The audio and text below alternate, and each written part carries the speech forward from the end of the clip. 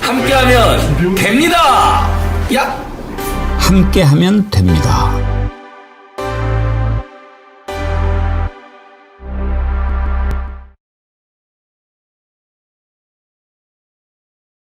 여러분 안녕하십니까? 백운기입니다. 민주당 이재명 후보가 파죽지세로 초반 경선을 리드하고 있습니다. 예상했던 일이지만 충청 출신 김동연, 경남지사를 지낸 김경수 두 후보의 연고지에서조차 90% 가까운 지지를 보이면서 사상 최초 90%대 후보 탄생의 기록까지 바라보게 됐습니다. 여기에 반해서 지지부진, 지리멸렬, 국민의힘 경선은 맥을 못 추고 있는데 여기에 한덕수까지 애매모호한 태도를 취하면서 사실상 대선 전 승부가 결정나는 양상을 보이고 있는데요. 벌써부터 보수 매체들은 이재명 후보가 집권하면 견제 없는 권력이 탄생할 것이라면서 걱정이 태산입니다. 하지만 지금 돌아가는 꼬라지를 보면 압도적인 대선 승리 외에는 방법이 없어 보입니다. 헌법 위반을 밥 먹듯이 하는 자가 심판을 보고 있는데 압도적인 기량으로 골을 많이 넣는 것 외에 무슨 전략이 필요하겠습니까?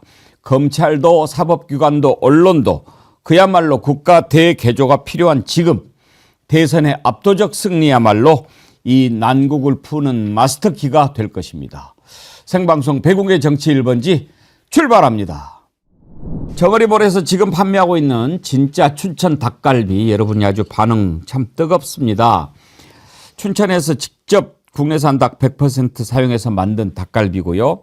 가격이 참 좋지요. 한 팩에 1kg인데 이번에 정어리몰에서 1+1 두 팩 2kg에 23,900원 무료 배송.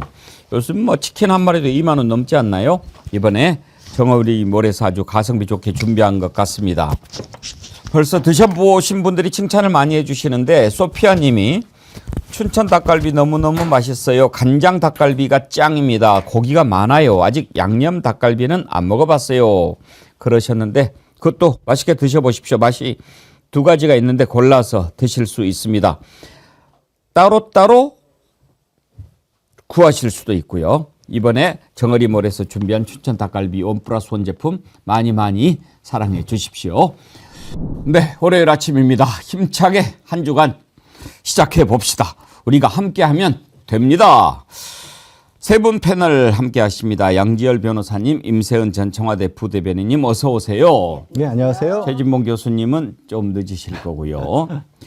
대선 이야기를 오늘 해볼 텐데 그 전에 오늘 10시에 윤석열 형사재판, 오늘은 법정에 앉은 윤석열 피고인 모습이 공개가 됐지요.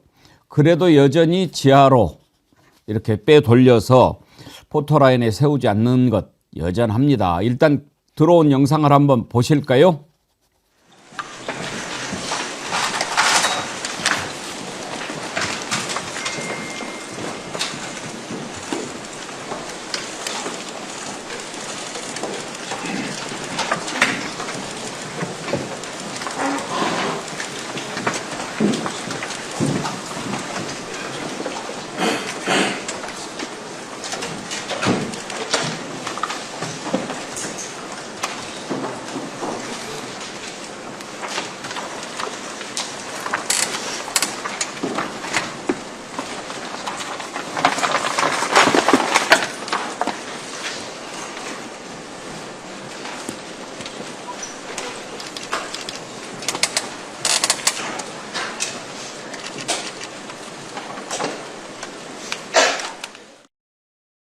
저게 전부인데 사실 임세은 대변인님 우리가 보고 싶은 장면은 저게 아니죠? 그렇습니다. 우리는 입장 표명을 단 한 번도 들은 적이 없어요. 윤석열이 파면되고 나서 그리고 본인이 서초동 집에 갈 때까지 우리 대국민에 대한 메시지는 전혀 없었습니다.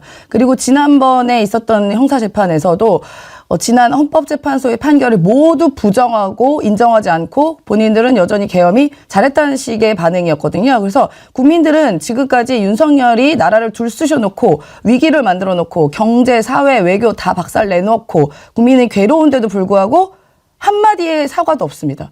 죄송하다는 말 한마디 없어요. 그저 본인들을 지지하는 일부에 있는 극우 지지자들에게만 나를 살려달라. 뭐 내가 더 부활할 수 있게 도와달라는 식의 그런 선동적인 메시지 말고는 없었습니다. 지금 오늘도요 보면요. 지금 내란 숙의 피의자 아닙니까? 지금 명백하게 지금 법정에 써 있습니다. 내란 우두머리 이렇게 써 있는 이 피의자가 그 지기현 판사와 그 심우정의 어떤 합동 연행 작전으로 지금 저렇게 탈옥돼서 자유롭게 돌아다니고 있는 게 과연 말이 되냐? 라는 게 우리 국민들이 대다수의 생각이고요. 심지어 이 내란 숙의 피의자가 본인은 서초동 집에서 저 재판장까지 400m밖에 안 됩니다. 걸어서 10분이면 충분한데 저렇게 경호 차량을 탑승하고 엄청난 대우와 경호를 받으면서 저렇게 안전하게 들어왔고요. 뭐 안전하게 오는 건 담보할 수 있습니다만 들어올 때 저 표정 보십시오. 개선 장군입니까 본인이? 뒤에 분명히 방청석에 기자들과 일반 시민들도 앉아 계시고 양쪽에 이제 변호인들이 있는데 단 하나의 고개 숙인 거나 인사 절대 없이 마치 본인이 아직도 대통령인 것처럼 행동하는 저 모습. 그리고 본인들을 보호하는 그 대변해주는 변호사들과 일동들이 전부 기립을 합니다. 기립을 하고 이 윤석열은 단 하나의 눈길 한번 주지 않고 아직도 여전히 당당한 대통령이에요. 저런 태도를 봤을 때 이 윤석열은 저희 국민에 주는 메시지거든요. 나는 아직도 건재하다. 난 당당하다. 잘못한 거 없다라는 것을 저는 저 수많은 장면에서 읽을 수가 있었습니다. 뭐 윤석열 메시지 같은 거는 기대하지도 않고 우리가 바라는 것은 일단 포토라인에 서가지고 뭐 꼼짝 못하는 모습, 그다음에 수의를 입고 형사 피고인으로 재판정에 앉아 있는 모습, 뭐 이런 것을 보고 싶어 했던 거죠. 구속돼 있었으면 지금 그렇게 되는 거 아닙니까? 그걸 풀어준 놈이 누굽니까? 바로 지금 그 재판정하고 있는 지기현 판사입니다. 처음에는 법정 공개도 안 했어요. 그랬다가 여론이 하도 호되게 도대체 무슨 짓거리냐라고 하니까 그때야 이제 어쩔 수 없이 다시 한번 청구해 보면은 해볼 수 있겠다 이런 식으로 해서 지금 그걸 공개했는데 여전히 지하로 가는 것은 봐주고 있는 거예요. 포토라인에 세우지를 않습니다. 전직 대통령 누구도 이런 대우를 받은 적이 없습니다. 그래서 지금 별말이 다 나오는 겁니다. 다 나오는 겁니다. 양지열 변호사님, 재판부가 이렇게 특정한 피고인한테 계속 특혜를 주는 이유는 어떤 것들입니까? 이제는 뭐 지기현 판사 개인의 잘못된 생각이라고밖에 볼 수가 없어요. 이걸 어떻게 용인을 하겠습니까? 앞서서 이제 지금 윤 소장님도 잘 지적을 했지만 저렇게 들어와서 지금도 또 변호인 옆에 둘째 줄에 앉지 않습니까? 예. 원래 피고인은 앞자리에 맨 앉아서 앞자리에 재판을 앉게 돼 받아야 있다면서요. 되거든요. 그렇게 안 하고 그냥 아무렇지도 않게 앉고 있고 잠깐 지적을 했지만 그 기립하는 문제도 원래 법정에서는 판사 들어올 때만 자중에 있던 사람들이 서서 잠깐 예의를 펴고 앉는 건데 자기가 뭔데 형사재판 피고인이 들어왔는데 기다려서 서기에 만들어 있어요. 그런 태도를 보여주는 변호인도 잘못했었고 그 꼴을 봐야 하는 국민들이 정말 복장이 터지는 그런 상황인 거죠. 그리고 저기 카메라 들어갔다가 이제 들어오자마자 지기현이 이제 시간 끝났으니까 나가라고 했다라는 거예요. 카메라. 저것도 잘못된 겁니다. 저기 법정 촬영을 공개하는 건요. 공개 재판이기 때문에 재판을 공개한다는 게 헌법상 원칙이고 공개하는 건 판사 한 사람이 좌지우지할 수 있는 게 아니라 우리 국민들의 권리입니다. 특별하게 그 자리에 증인이라든가 피고인이라든가 관련된 사람이 뭐 예를 들어서 개인적인 어떤 성범죄라든가 이렇게 아주 특별한 사유가 아니라 이거는 판사가 마음대로 할 수 있는 게 아니라 국민들이 저거를 지켜볼 수 있도록 헌법이 허락한 거예요. 허락한 게 아니라 헌법이 그렇게 우리가 헌법 주인이 국민 아니까 우리가 그렇게 정했는데 일개 판사 하나가 이건 못 보여줍니다. 이러고 있는 거예요, 저거. 저 지금 지기현 판사의 저런 행태는요, 거의 위헌적이라고까지 볼 수가 없습니다, 지금. 이항 유시민 작가님께서 사법 시스템 고장났다고 합니다. 내란 수괴가 왜 경호받으면서 재판받으러 옵니까? 지기현 판사 빨리 탄핵시키고 윤석열 구속시켜야 합니다. 그러셨는데 정말 사법 시스템 고장이 아닌가. 이렇게 해도 됩니까? 최진봉 교수님. 안 되죠. 지금 뭐 두 분도 말씀하셨지만 기본적으로 지기현 판사의 행동을 보면 공정성이 많은 부분 의심되는 부분이 너무 많아요. 일단 구속 취소할 때부터 보세요. 일로 그렇게 계속 해왔던 관례를 다 깨고 시간으로 바꿔서 풀어준 것도 문제지만 그 뒤에 지금 재판받게 되는데 재판받는 과정에 있어서 공개 안 하는 것도 논란이 되고 있죠. 그리고 왜 피고인석을 뒷줄에 앉힙니까? 맨 앞줄에. 뒷줄에 앉히면요. 생각을 해보세요. 긴장감이 떨어져요. 그러면 앞에 앉아가지고 그리고 지난번 재판에서 그런 얘기가 나오지 않았습니까? 검찰도 제가 볼 때는 저 검찰 공판하고 있는 검찰들도 저는 좀 의심스럽습니다. 왜냐하면 검사들이 띄워놓은 PPT 나중에 내리고 나서 피고인 측에서 요구하니까 다시 틀어줬대요. 그걸 올려달라고. 근데 일반적으로 그렇게 안 한대요. 일반적으로 변호인들이 예를 들면 아까 보여줬던 거 다시 보여주세요 하면 검찰이 왜 우리가 보여줘? 이러면서 안 하는 경우가 일반적이래요. 왜 해준 겁니까? 그걸 왜 허용해 주는 겁니까? 재판장이. 아니 이런 행태를 계속 보이는데 지기현이라는 판사가 보여주는 태도 자체가 너무 공정하지 않아요. 또 오늘 뭐 제가 김동완 의원 잠깐 만나고 왔는데 김동완 의원이 뭐라고 그러냐면 공판 검사들 중에 이건 제보를 받았다고 얘기하면서 얘기한 겁니다. 검사들 중에 소위 이제 윤석열 사단으로 불리는 분이 있다라는 얘기예요. 그러면 이게 공판이 제대로 이루어지겠습니까? 대체 윤석열의 재판이 공정하게 진행이 되겠냐고요. 저는 행태 그리고 저는 더 황당한 게 뭐냐면 지기현 판사가 지금이라도 직권을 저는 구속해야 한다고 생각합니다. 윤석열을. 이유는 지난번에도 또 그러니까 윤석열 퇴거한 다음에 압수수색 하는데 어떻게 했습니까? 또 막았습니다.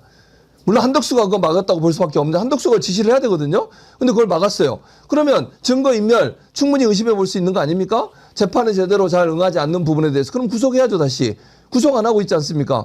그건 재판장이라는 사람이 재판이 공정하게 이루어질 수 있다는 국민적 신뢰와 신망을 받아야 되는데 지기현이라는 사람은 지금 그런 신뢰를 받지 못하는 상황이고 검찰도 그래요. 저 정도 나오면 검찰이 재판부 기피 신청해야죠. 왜 안 하는 겁니까 대체? 저러니까 재판하는 검사들이나 판사나 다 한통속이 아니냐 이런 비판을 피할 수 없는 상황인 거죠. 지금 이 나라의 심판들이 문제입니다. 지기현 부장판사가 지금 재판장이거든요. 윤석열 형사재판 1심. 근데 도대체 심판을 믿을 수가 없어요. 너무나 한쪽으로 이렇게 뭐 유리한 편파적인 그런 진행을 하고 있지 않습니까? 한덕수도 마찬가지입니다. 지금 공정한 대선 관리를 해야 될 심판인데 이자 하는 거 보면 지금 완전히 대선 후보 행보 아닙니까? 돌아다니면서 뭐 지역 돌아다니면서 사람들 만나고 손편지 쓰고 입장을 밝혀야죠. 나가겠다 안 나가겠다. 심지어 외신이 물어보는데 노코멘트. 양절 변호사님 노코멘트라는 뜻이 뭡니까? 인정도 그 부정도 안 하겠다. 긍정도 부정도 안 하겠다. 정치인들의 노코멘트는 예수지요. 사실상 긍정한 거죠. 더 심각한 거는 이 그 협상과 관련해서 지금 이미 국회에서 미국과 이 협상을 이 2020년 정도까지 다 정해놓은 게 있습니다. 2030년 정도까지. 그런데 그 부분을 지금 미국 측에서 재협상 요구할지도 모른다라는 거거든요. 아직 요구한 것도 아니고 요걸 모른다 이런 정도인데 먼저 덜컥 나서 내가 재협상하겠다라고 지금 권한대행이 국회에서 정해놓은 것을 깨고 다시 나가겠다고 얘기를 한 거고요. 거기에 대해서 외신 기자가 아니 그 권한대행인데 그런 권한이 있습니까? 라고 물으니까 대통령하고 똑같은 권한을 가지고 있다라고 했어요. 불과 얼마 전에 2주 전인가요? 헌법재판소에서 1주 전이군요. 당신 그런 권한 없다라고 정해졌습니다. 헌법재판소에서 당신 저는 그런 식으로 헌법재판관 아직 확정된 건 아니지만 임명하고 이런 거 이거 확실치 않고 오히려 그렇게 했다가 잘못될 수 있다, 위헌일 수 있다라고 경고를 준 거거든요. 근데 당장 해외의 외신 기자의 질문에 대해서 내가 대통령과 똑같은데 무슨 소리야? 라고 하면서 그 질문한 그 기자에게 오히려 굉장히 신경질적인 반응을 냈다라고까지 나오고 있어요. 이 사람 지금 지금 자기가 어떤 위치에 있는지 전혀 모르는 것 같고 오히려 말씀하셨다시피 명동성당버제 갔다 그러더라고요. 예. 명동성당이 어디죠? 그 보통 교회. 그러니까 일부 명성교회. 명성교회. 대개 대권 주자로 나서면서 가는 교회까지. 뭐 지금 그렇게 본 것 같아요. 지금 스스로. 이제가 지금 이런 식으로 하는 걸 보면 제가 보기에는 겁나서 그러는 것 같아요. 임세현 대변인. 자기 어떻게 될까 봐. 그래서 계속 지금 연막을 피우면서 막 이렇게 하고 있는 것 같은 그런 느낌은 들어요. 네. 그러니까 뭐 이분 그 별명이 너무 유명하잖아요. 그러니까 기름장어라는 별명 있잖아요. 박지원 의원이 정말 재미있게 했잖아요. 네. 참기름 바른 기름장어라고. 더 나아가서. 그러니까 기름장어 요리조리- 대가리에 참기름 발랐다고 그랬죠. 그 정도로 그냥 쏙쏙쏙쏙 자기가 불편하거나 어려운 지점이 있으면 그러니까 피해 갔던 게 그러니까 이 사람의 행동들이죠. 그러니까 여러 가지 기억하시겠지만 한덕수가 본인이 여러 가지로 이렇게 뭔가 질문했었을 때 약간 곤란하면 몰랐다라고 얘기하거든요. 예전에도 그래서 무슨 사안에 대해서 이거 몰랐냐 총리가 그러니까 나는 신문 보고 알았는데요 라고 해서 신문총리란 말이 나올 만큼 본인이 총리직에 있을 때도 그렇게 본인의 일도 해태하고 잘 모른다 신문 보고 알았다라는 식으로 역할도 똑바로 안 했으면서 지금 같은 경우는 오히려 파면된 윤석열이란 파면된 대통령의 직무 대행이란 말입니다. 지금은 대통령이 없어요. 그 없는 자리에 있는 대행 따위가 본인이 마치 선출된 사람인 것처럼 행동하는 게 매우 우스운 것이죠. 아니 저는 국민들께 여쭤보고 싶은 게요. 한덕수 뽑으신 분 있습니까? 국민 단 한 명이라도? 아무도 없어요. 그런데 본인이 어떻게 선출직과 같은 같은 뭐 위치다 이러면서 협상을 할 수 있다라는 식의 막말을 합니까? 막말을. 그리고 더 나아가서는 이번에 한미통상 관련해서 이제 무슨 협의를 하겠다라고 얘기를 하고 있는데 한미통상에 맞서지 않겠다라고 저자세로 이미 딱 밑밥을 깔고 갑니다. 아니 이거를 협상하는 것도 말도 안 되는 일이지만 왜 애초에 우리나라가 이익이 덜 될 수도 있는 저자세로 한미통상 맞서지 않겠다고 합니까? 이거는 맞서서 싸워야 되는 거예요, 오히려. 그리고 지금 사실은 이 한미통상 관련된 관세 협정에서 상호관세 같은 경우는 90일의 유예를 줬단 말입니다. 그러면 사실 시간은 대한민국의 편이에요. 지금 미국은 오히려 본인들이 지금 트럼프가 오히려 좀 수세에 몰리고 있는 그런 상황인데 그럴 때일수록 우리나라는 핑계대기가 너무 좋은 상황이라서 시간을 끌면 대한민국이 훨씬 유리한데 나서서 한다는 것은 이건 그야말로 한덕수가 지금 쫄려 있다. 이른바 쫄려 있다. 이 관세 협상에서 본인이 어떤 우호적인 위치를 차지한 것 말고는 본인이 내란 수의 공범과 한패라는 것을 증빙이 되기 때문에 쫄리기 때문에 이거를 더 급하게 처리하는 거다. 그렇게 모두가 의심을 하고 있습니다. 한덕수 나오려면 나오라고 그러세요. 제가 아는 지인한테 찌라시를 하나 받았는데 이게 지난 금요일 날 받은 거거든요. 이분도 이제 어디에서 받은 거죠. 근데 한덕수 출마 확정 어젯밤에 최종 결심, 그러니까 목요일 밤에 결심했다는 거죠. 부총리 해외 출장 일정을 감안해서 한덕수 출마 가능 날짜가 4월 28, 29, 30. 부총리 다음 주에 출국해서 이탈리아 가는 것까지 확정된 상태. 최상목이 이탈리아 가는 모양이죠. 그러니까 거기 갔다 오면은 지금 이제 만약에 지금 출마 선언하면은 자리가 비니까 최상목 돌아오면 출마 선언할 거다라는 건데 출마 요즘에 하는 거 보면 할 것 같기도 해요. 최진봉 교수님. 언론에 보도된 걸 보니까 뭐 이렇게 소위 한덕수 출마를 뭐 이렇게 뭐 추대하는 세계 모임이 있다고 이런 게 나오더라고요. 어처구니가 없던데 보면서 광주도 있어요. 무등일보 아시죠? 예. 물론 그건 이제 뭐 추측이고 언론에 기사로 나온 걸 제가 말 무등일보 그 사장이라는 사람 그분도 뭐 이렇게 하는 거다라는 얘기가 나오고 있어요. 물론 확인된 건 아니고요. 언론 보도 기사에 그렇게 나와서 제가 이제 아까 봤는데 이런 모습은 사실은 이제 한덕수 전 총리 지금 총리죠. 현 총리가 그렇게 나오려고 하는 것은 본인도 어느 정도 의미가 있다고 생각해요. 지금 아까 얘기했듯이 아니 언론하고 인터뷰를 하는데 노코멘트라는 말은요. 정치인들이 하는 노코멘트라는 말은 예스라는 말이에요. 말하기 어렵고 이거 뭐 대답 애매하게 할 때 노코멘트 이러고 넘어가거든요. 아니면 아니라고 명확하게 선을 긋습니다. 근데 한덕수 지금 보면 선을 긋지 않아요. 선을 긋지 않고 그냥 노코멘트 뭐 나중에 얘기하겠다 뭐 결정되면 얘기하겠다 이 말은 뭐야 하겠다는 거 아닙니까? 간보기 하면서 계속 안 할 거면 나 안 해. 왜 나한테 왜 이래? 나 흔들지 마. 이렇게 해야 정상인 거죠. 그래서 한덕수 나올 가능성이 높다고 보고요. 문제는 뭐냐면 나와가지고 도움이 될 거냐는 거예요. 아니 저는요. 당장 국민의힘 후보들 입장에서 얼마나 황당무계하겠습니까? 3번이나 경선을 치러서 누군가가 될 텐데 누가 될지 모르겠지만 그 사람한테 너 이제 새로운 사람 한 번 더 해. 이 기분이 얼마나 나쁘겠어요. 아니 돈을 그렇게 뭐 3억인가 4억 이정현 아시죠? 이정현. 그럼 막 뭐라 하잖아.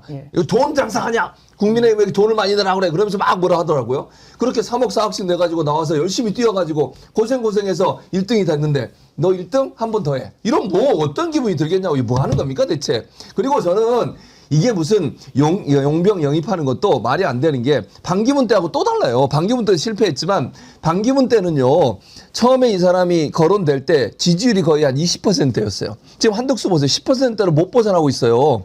가능성이 낮다는 얘기를 하는 겁니다. 나와봐야 별 의미도 없는데 10%가 그나마 높으니까. 그래서 저는 의미가 없다. 이거 뭐 자꾸 얘기해봐야 저는 이제 국민의힘 입장에서는 어떻게든지 뭔가 좀 해보려고 하는 건데 이건 전체적으로 보면 별 의미 없는 그런 그냥 해프닝이다 저는 그렇게 생각합니다.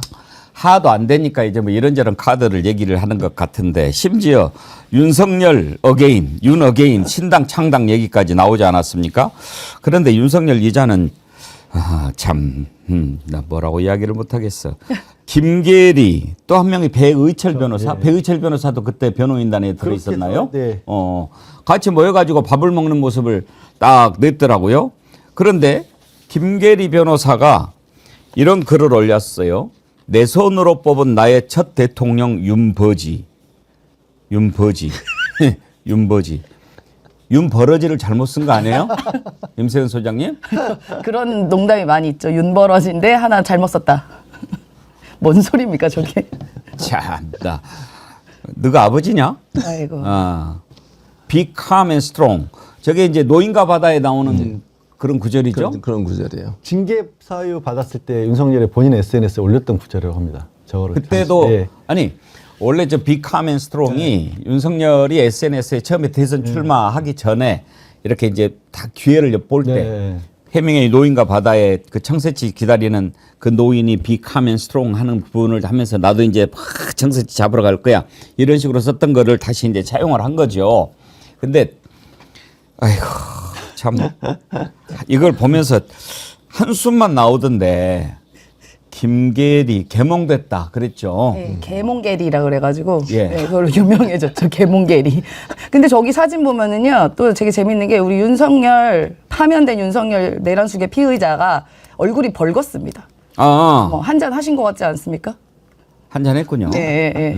그러고 보니까 옆에 그쵸. 배 변호사도 얼굴이 좀 밝았네요. 네, 얼굴 벌게서 뭐 한 잔 기분 좋게 한 것 같은데 저렇게 내란숙의 피의자가 자유롭게 활보하고 뭐 김계리든 누구든 저렇게 만나고 다니는 게 맞습니까? 그러니까 지금 뭐 하자는 짓이에요? 그러니까 저희가 지기현 판사를 욕을 안 할 수가 없습니다. 이렇게 내란숙의 피의자 저렇게 즐겁게 환하게 웃으면서 낮술인지 밤술인지 모르겠지만 한 잔씩 걸치면서 저렇게 즐거워야 되는 게 맞습니까? 국민들은 본인이 망쳐놓은 경제 때문에 하루하루가 고달프고 힘든데 그리고 심지어 이 내란숙의 피의자가 저렇게 활보하는 것 자체만으로 스트레스 받고 있는데 지금 저 사람들은 뭐 하는 작자인지 윤버진지 뭐 벌어진지는 모르겠습니다만 아주 신났네요 자기들끼리. 지금 세상 돌아가는 거 모르나 보네요. 다 나오라고 그럽시다. 네. 간덕수도 나오고 기름장어도 나오고 버러지도 나오고 정광훈도 나온다는 거 아니에요? 정광훈도 나온대요. 근데 저는 그러니까 이게 더 황당한 건 뭔지 제가 이렇게 기사에 이렇게 나왔어요. 예배랍시고 거기 광화문에서 예배하잖아요. 매 주일마다 거기서 해요. 이걸 헌금 먹고. 근데 거기서 뭐라고 얘기했냐면 참가자들이 헌금 모금을 독려했대요. 뭐라고 얘기했냐. 교회를 세우는데 돈이 3조 원이 필요한데 돈이 100억밖에 안 들어왔다. 통장에 있는 거 다 털고 집 있는 사람 팔아서 헌금을 내라. 오, 이게 진짜 할 소리입니까? 저는 목사를 인정 안 하니까. 강사치죠. 이 뭐 하는 짓입니까 대체? 아니 사람들한테 집 팔아 돈 내라고 이게 뭐 하는 짓이에요? 이건 목사가 아니에요. 제가 늘 목사 인정 안 한다고 제가 말씀드리지만 이런 말을 어떻게 예배라고 하는 뭐 물론 광화문에서 한 예배이긴 하지만 뭐 윤석열 복귀시키겠다. 그것도 자기가 하는 자유통일당인가 글로 데려오겠다는 거예요. 그래가지고 거기서 이제 자기가 또 대통령 후보가 되겠다는 거 아닙니까? 이게 진짜 그러니까 교회를 빙자해서 본인 욕심 채우는 것밖에 뭐가 있냐고요 대체. 아니 거기 나와서 성도리라는 분 그분들은 참 저는 좀 개인적으로 이해는 좀 안 되지만 뭐 그분들 아니 뭐 재산 있는 거 다 팔아가지고 돈 내서 3조 원 걷어가지고 교회를 세우겠다고 하는 것이 진짜 목사고 목자고 성경에서 말하는 그런 사람입니까? 저는 그렇게 안 보입니다. 여러분 정말 정신 차리세요. 그분 밑에 가서 그렇게 하시는 분들 이러고도 이게 맞는 얘기입니까 진짜? 성경이 어디다 집 팔고 그거 팔아가지고 다 하라고 그랬어요. 말이 안 되는 주장이잖아요. 이런 사람이 윤석열을 데려오겠다는 등 자기가 출마를 하겠다는 등 뭐 보니까 뭐 그 주변에서 자기 아들하고 뭐 자기 가족들하고 자기 이름으로 부동산 거래한 것도 많더라고요. 이런 부분들 다 소위 거기 가서 열심히 헌금 내는 분들 그 돈 어디 가는지 좀 확인 좀 해보세요 제발. 누구를 쓰고 있는 건지. 정광훈이 출마 선언한 이유는 문제를 해결할 사람이 나밖에 없어서 출마 선언을 했다고 그랬는데 박지원 의원이 살다가 제일 반가운 소식이었다는 거예요. 페이스북에 글을 올렸죠. 한번 보여드릴까요? 살다가 제일 반가운 보도를 보고 혼자 기뻐하기에는 너무 과한 욕심이라고 판단. 전 국민께 공유하오니 박수갈채 바랍니다. 대한민국 바로 세우기 운동본부 즉 대국본을 이끄시는 정광훈 목사님이 자유통일당 후보로 대통령 출마를 드디어 선언하셨습니다. 낭보 중에 낭보입니다. 윤어게인을 구호로 내란숙의 윤석열을 모셔온답니다. 이야 딱입니다. 푸하하 지지 바랍니다. 상당히 박지원 의원님이 젊어졌네요. 윤어게인 저건 영어 제대로 썼네. 그것도 큰 현수막에 또 아지아니 아기야. 그 어떻게 김건희가 쓴 거 아닌가 싶더라. 유지. 그렇게 쓰면 또 이렇게 약간 뭐 주술에 뭐 힘을 받는 뭐를 받으셨나 보죠. 기본적으로 영어를 못하니까. 영어 못하시죠. 멤버 유지도 있고요. 예. 네, 딱 그 수준의 사람들끼리 모여 있는 겁니다. 멤버 유지 수준의 사람들. 아이고 이런 떨거지들 다 정리를 일거에 할 수 있는 방법이 있지요. 이재명 후보부터 할까요? 국민의힘부터 갈까요? 재미있는 김에 국민의힘부터 합시다. 이 보니까 서로 이리 치고받고 싸우는데 참 볼만하대요. 볼만해. 뭐 죽음의 조라고 그랬어. 내가 보기에는 무슨 죽음의 조냐. 말도 안 되는 그런데. 한동훈은, 임세은 소장님은 한동훈 후보 가까이서 봤어요? 아니요, 저도 실물은 뵌 적은 없습니다. 본 적은 없습니다. 예. 키가 원래 커요? 작아요? 그러니까 실물 본 사람한테 물어봤는데 김남국 의원이 그 의원 시절에 이제 법사위여가지고 한동훈 장관일 때 봤대요. 봤는데 뭐 작은 키는 아니다라고 이야기를 합니다. 예.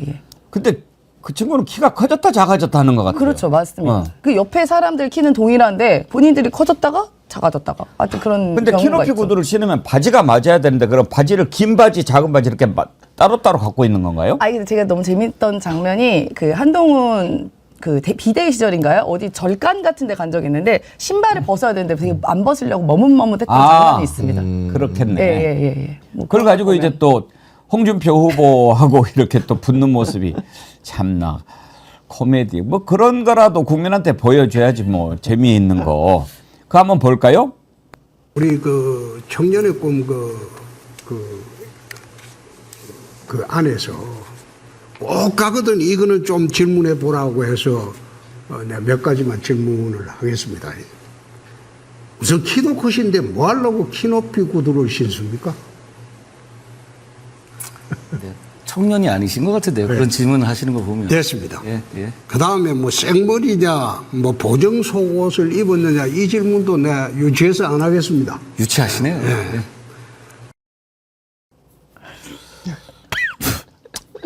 홍준표 후보가 참 잘했다고 그래야 될지. 최지봉 교수님 그래도 홍준표 후보가 노회하잖아요. 저 질문을 그렇죠. 했던 이유가 있을 텐데 뭐라고 보십니까? 아무래도 이제 그 한동훈 후보에 대해서는 이제 이런 여러 논란들이 많았고 사실 이제 뭐 이게 뭐 비밀이라고 얘기해야 되나요? 어쨌든 이런 부분들이 많이 있었는데 그게 바로 이제 한동훈 후보가 갖고 있는 그 단점 중에 제가 단점이라고 하는 건 뭐냐면요. 컴플렉스가 많다는 점이 있지 않나 하는 생각이 듭니다. 그러니까 이게 사실인지 아닌지 뭐 저는 모릅니다만 이런 질문이 나오고 이런 질문에서 저렇게 계속 던지는 것은 본인은 컴플렉스가 많은 사람이다. 즉 지도자가 되거나 리더가 될 수 있는 데는 한계가 있는 사람이라는 얘기를 하고 싶었던 것 같아요. 홍준표 후보 입장에서는. 윤석열 그늘에서 커왔잖아요. 윤석열의 보호 아래서 법무부 장관까지 했고 지금의 국민의힘 대표도 했었고 이런 여러 가지 역할을 했지 않습니까? 그럼 본인의 힘이 아니라는 얘기를 하고 싶은 거예요. 늘 예를 들면 뭐 지금 뭐 얘기한 건 외모지만 외모에 이런 걸 계속 한다는 것은 무언가 자기의 삶에서 그런 컴플렉스가 있는 거 자신감이 부족한 거잖아요. 내가 뭐 예를 들어 모르겠습니다. 뭐 키든 뭐든 이런 부분에 내가 키가 작다고 내가 주눅이 들거나 나는 그걸 보완해야 되기 때문에 키높이 구두를 신어야 되거나 이런 생각을 일반적으로는 많이 하지 않거든요. 왜냐하면 자신감 있는 사람이면 그걸 굳이 그렇게까지 할 필요가 없지 않겠습니까? 내가 가지고 있는 외모 자체에 대해서 자신감을 갖는 것 그건 삶이나 생활이나 아니면 직장 생활에서 충분히 발현될 수 있다고 생각해요. 근데 한동훈의 저런 모습을 지적한 것은 한동훈이 벌는 그런 컴플렉스에 시달리고 있는 게 아닌가 이런 부분을 강조하고 싶었던 것 같아요. 그걸 꼭 집어서 지도자로서 능력과 자질이 부족하다. 2인자 정도 하면 딱 맞을 사람이다. 이 얘기를 하고 싶어서 홍준표 후보가 저런 질문을 하지 않았나 이런 생각이 듭니다. 한동훈 후보는 홍준표 후보에게 유치하다라고 하지만 사실은 그런 짓을 하는 게 유치한 거지요. 자기의 정체를 숨기는 것이라고도 볼 수가 있는 것 아니겠습니까? 실제로 키높이 구두를 신는 것 같아요. 여러 가지 장면에서 포착이 됐는데 한번 보세요. 이 신발을 이렇게 벗는데 뒤에 굽이 저 정도면 몇 센치 정도 돼요? 저거 한 7, 8cm 될 것 같아요. 그래요? 예. 아주 키가 작은 사람이 일반인들하고 키를 좀 높이를 맞추기 위해서 키높이를 신는 거는 그건 뭐 봐줄 수가 있는데 남들보다 더 커 보이려고 저걸 신으니까 훨씬 더 커 보이지 않나요? 지금 옆에 악수하는 사람이 이재명 후보죠. 신발 굽 좀 보세요. 그렇게 키 크면 뭐 하냐? 그 안에 내굽도 있을 겁니다. 그리고 안쪽에. 홍준표 후보한테 왜 그런 질문을 하셨어요? 하고 물어보니까 이렇게 답하더군요. 들어보시죠. 한동훈 후보에게 수위 높은 질문을 하셨는데 이유가 특별히 있습니다. 아니 우리 그 청년의 꿈 사이트에서 하도 물어보라고 그래서 내가 한번 물어봤지. 사실인지 아닌지 옆에 보니까 맞기는 맞더만. 뭐가 맞는 것 같으시던가요? 또 다 안 들었네. 어떤 거 여러 가지 말씀하셨습니다. 구두 다 안 들었네. 또 아니 재밌으라고 하는 거요. 오늘 그거 아니면 뭐 재밌는 게 뭐 있습니까? 이제 저런 걸 능글맞다고 하는 거죠. 그런데 또 뭐 다른 페이스북에는 앞으로 정치 계속하려면 이미지 정치하지 말라고 한 질문을 그것도 못 알아듣고 B급 질문 운운하니 그 캠프에는 B급 인사들만 모여 있는 모양이다. 이런 식으로 공격을 했는데 아마 이제 그런 것이 아닐까 싶어요. 제 생각에는.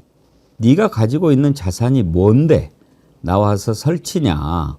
너는 허상에 불과한 거 아니냐. 너야말로 신기루 아니냐. 나는 그야말로 이쪽에서 산전수전 다 겪었는데 어느 날 갑자기 네가 뛰쳐나와가지고 지금 대선 후보로 나온다고? 너 누구 덕택에 지금 그 자리에 왔는데 윤석열이 너 키워준 거 아니야? 너 그 윤석열 키높이 구두 윤석열 그 뒤꿈치가 네 뒤꿈치 아니냐? 이런 이야기를 보여주고 싶은 거죠. 그렇죠. 그러니까 알맹이가 도대체 뭐가 있길래 그렇게 겉에 꾸미는 데만 그렇게 신경을 쓰고 다니냐. 사실은 이 지금 한동훈 지금 전 대표가 비상대책위원으로 정치권에 들어왔을 때부터 저런 얘기들이 굉장히 많이 돌았고요. 그 방송에서 저는 가급적 안 하려고 했어요. 이런 얘기 자체를. 뭐 대한민국에 중요한 일들이 얼마나 많이 있고 저 사람도 검사도 오래 했고 법무부 장관도 했었고 한데 왜 우리가 그런 거 가지고 소중한 시간에 얘기를 하고 있어야 하는데 문제는 그 이후로 멈추질 않는 거죠. 멈추지는커녕 오히려 더 많은 얘기들이 나왔고 나중에 이제 본인도 지금 홍준표 지금 전 시장도 그런 얘기했습니다만 보정속옷 얘기 나오고 뭐 또 뭐 머리 얘기 나오고 계속 이러니까 계속 그런 것을 또 한동훈 지금 전 대표가 보여주고 있으니까 이게 다 같이 사실은 뭐 저 B급 정치 이런 얘기도 했지만 저는 국민의힘 자체가 이런 얘기들만 주고받으면서 언론에도 오늘 찾아보니까 저 얘기가 제일 관심을 많이 끌어요. 제목으로도 꼽혀요. B급이 아니라 C급, D급, E급, F 정당으로 가고 있는 겁니다. 지금 홍준표 지금 전 시장도 오늘 재밌는 게 뭐가 있어 이런 거라도 재밌어야지 얘기를 했는데 지금 저 자리가 재미 얘기할 때인가요? 지금 국민의힘 1호 당원이라는 자가 계엄을 일으키는 바람에 재판을 받고 있고 그걸로 해서 지금 정권을 바꿔야 되는 그런 상황이 되는데 석고 대절리도 모자랄 정치인들이 나와가지고 거기서 재미 운운하면서 지금 키높이 구두 얘기를 하고 있으니까 참 어처구니가 없어서 저도 계속 묻게 됩니다. 재밌어서가 아니라. 근데 홍준표 후보가 노련하기는 해요. 사실 저거라도 있으니까 우리가 국민의힘 경선 이렇게 좀 들여다보는 거지. 뭐 볼 거 있습니까? 네, 맞아요. 사실 뭐 저기 나와 있는 분들은 대선을 사실 나와서도 안 되는 분들이죠. 그 윤석열 내란 수계를 배출한 정당에서 사실은 대선 후보를 내는 것 자체가 양심 없는 일인데 그래도 공당이다 보니까 뭐 나온다는 사람 말릴 수는 없으니 나와서 보고는 있는 건데요. 그나마 이 국민의힘이 가장 정직할 때가 바로 저 때거든요. 자기들끼리 싸울 때는 팩트로 싸웁니다. 항상 그랬어요. 지난번에 그 당대표 선거 때도 보면 뭐 나경원 후보와 그 당시에 이제 그 한동훈 후보끼리 나왔던 난타전에서 나경원 후보가 본인이 그 법무부 장관 시절에 자기 빼달라고 했던 것도 이제 그런 사실관계가 저렇게 자기들끼리 싸웠을 때 나오거든요. 그래서 이번 경선도 사실 볼 것도 없죠. 자기들끼리 무슨 이 정책 토론을 할 것도 아니고 국가의 비전을 이야기할 것도 아니고 기승전 이재명 때리기밖에는 없을 거라고 우리가 알고 있는데 또 이제 본인들끼리 나와서는 저렇게 팩트로 저 상대방을 공격한단 말입니다. 근데 물론 지금 뭐 홍준표 후보가 말한 키높이니 뭐 가발이니 보정속옷이 이건 너무 좀 수준 낮은 수준이긴 합니다만 그래도 많은 국민들이 카더라라로 알고 있었거든요. 일부 저작거리나 커뮤니티에서도 야 이거 한동훈 가발 아니야? 한동훈 키높이 아니야? 뭐 한동훈 보정속옷 입은 거 아니야?라고 이제 뭐 일부에서 이렇게 여론은 있었지만 직접 물어보기는 굉장히 민감하고 사실 그건 선 넘는 질문이었는데 홍준표 후보가 그 청년의 꿈이라는 그 본인의 있는 뒷배를 배경으로 그 질문을 딱 해준 거는 일부 사람들은 뭐 속 시원하다는 분들도 계실 것 같긴 합니다. 근데 정치가 매우 희화화된 건 맞죠, 사실. 언제 저 2명으로 압축해요? 아니 4명으로? 내일인가요? 관심 좀 가져주세요. 참. 아직 뭐 누가 되든. 뭐 누가 되든. 아이고. 아니 여론조사 결과 나와도 다 같이 뭐 1, 2% 차이로 고만고만하게 하고 있고 아니 뭐 특별히 차이 나는 정책 얘기한 것도 없고 뭐 무슨 얘기를 합니까? 뭐. 아이 참 거시기하네. 현재 8명은 맞죠? 네, 8명 여기에서 4명으로 하고 2명 하고 그런다고 그랬죠? 그 방법은 맞는데 저 일정은 제가 다 관심이 없네요. 모두가. 별 관심이 없어요. 그러려다가 말든가죠. 지금 오늘 아침에 이렇게 얼핏 보니까 뭐 나경원, 안철수 두 사람이 약간 뭐 관심 있다. 왜냐하면 누가 4등 되느냐 하는 것 그건 같아요. 관심 있죠. 그러면 1, 2, 3등은 대충 뭐 나와 있는가요? 대략 뭐 대략 누구? 지금 이렇게 얘기하는 것 같아요. 홍준표, 김문수, 한동훈. 세 사람. 김문수가 그 3등 안에 들어가 있어요? 현재는 그렇습니다. 턱걸이로 했나요?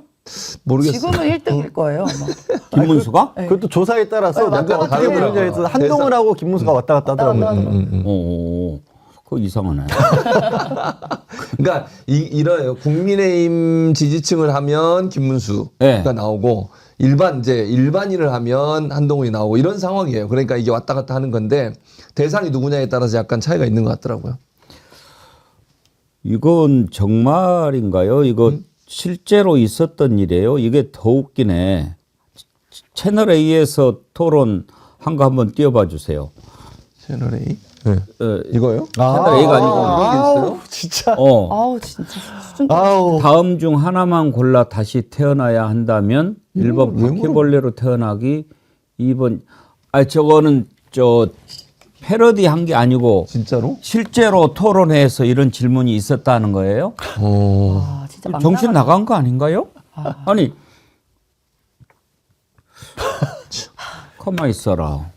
이게 만약에 진짜라고 그러면 왜 저 질문을 했을까? 너네들은 바퀴벌레야 라는 질문인데 혹시 임세현 소장님이 국민의힘 토론회 주관하고 계세요? 아니 저거 정말 내부 디스하는 거 아닙니까? 완전히 그렇죠. 네. 저거는 정말 당 망하라고 하는 것 같은데 일부러요? 왜 저 질문을 하면 답은 또 어떻게 했는지 정말 궁금하네요. 네. 미치겠다. 저걸 또 답이라고 해. 네. 바퀴벌레는 바퀴벌레보다는 자동차 바퀴가 세상에 도움이 될 거다. 저걸 또 답이라고 해. 아하.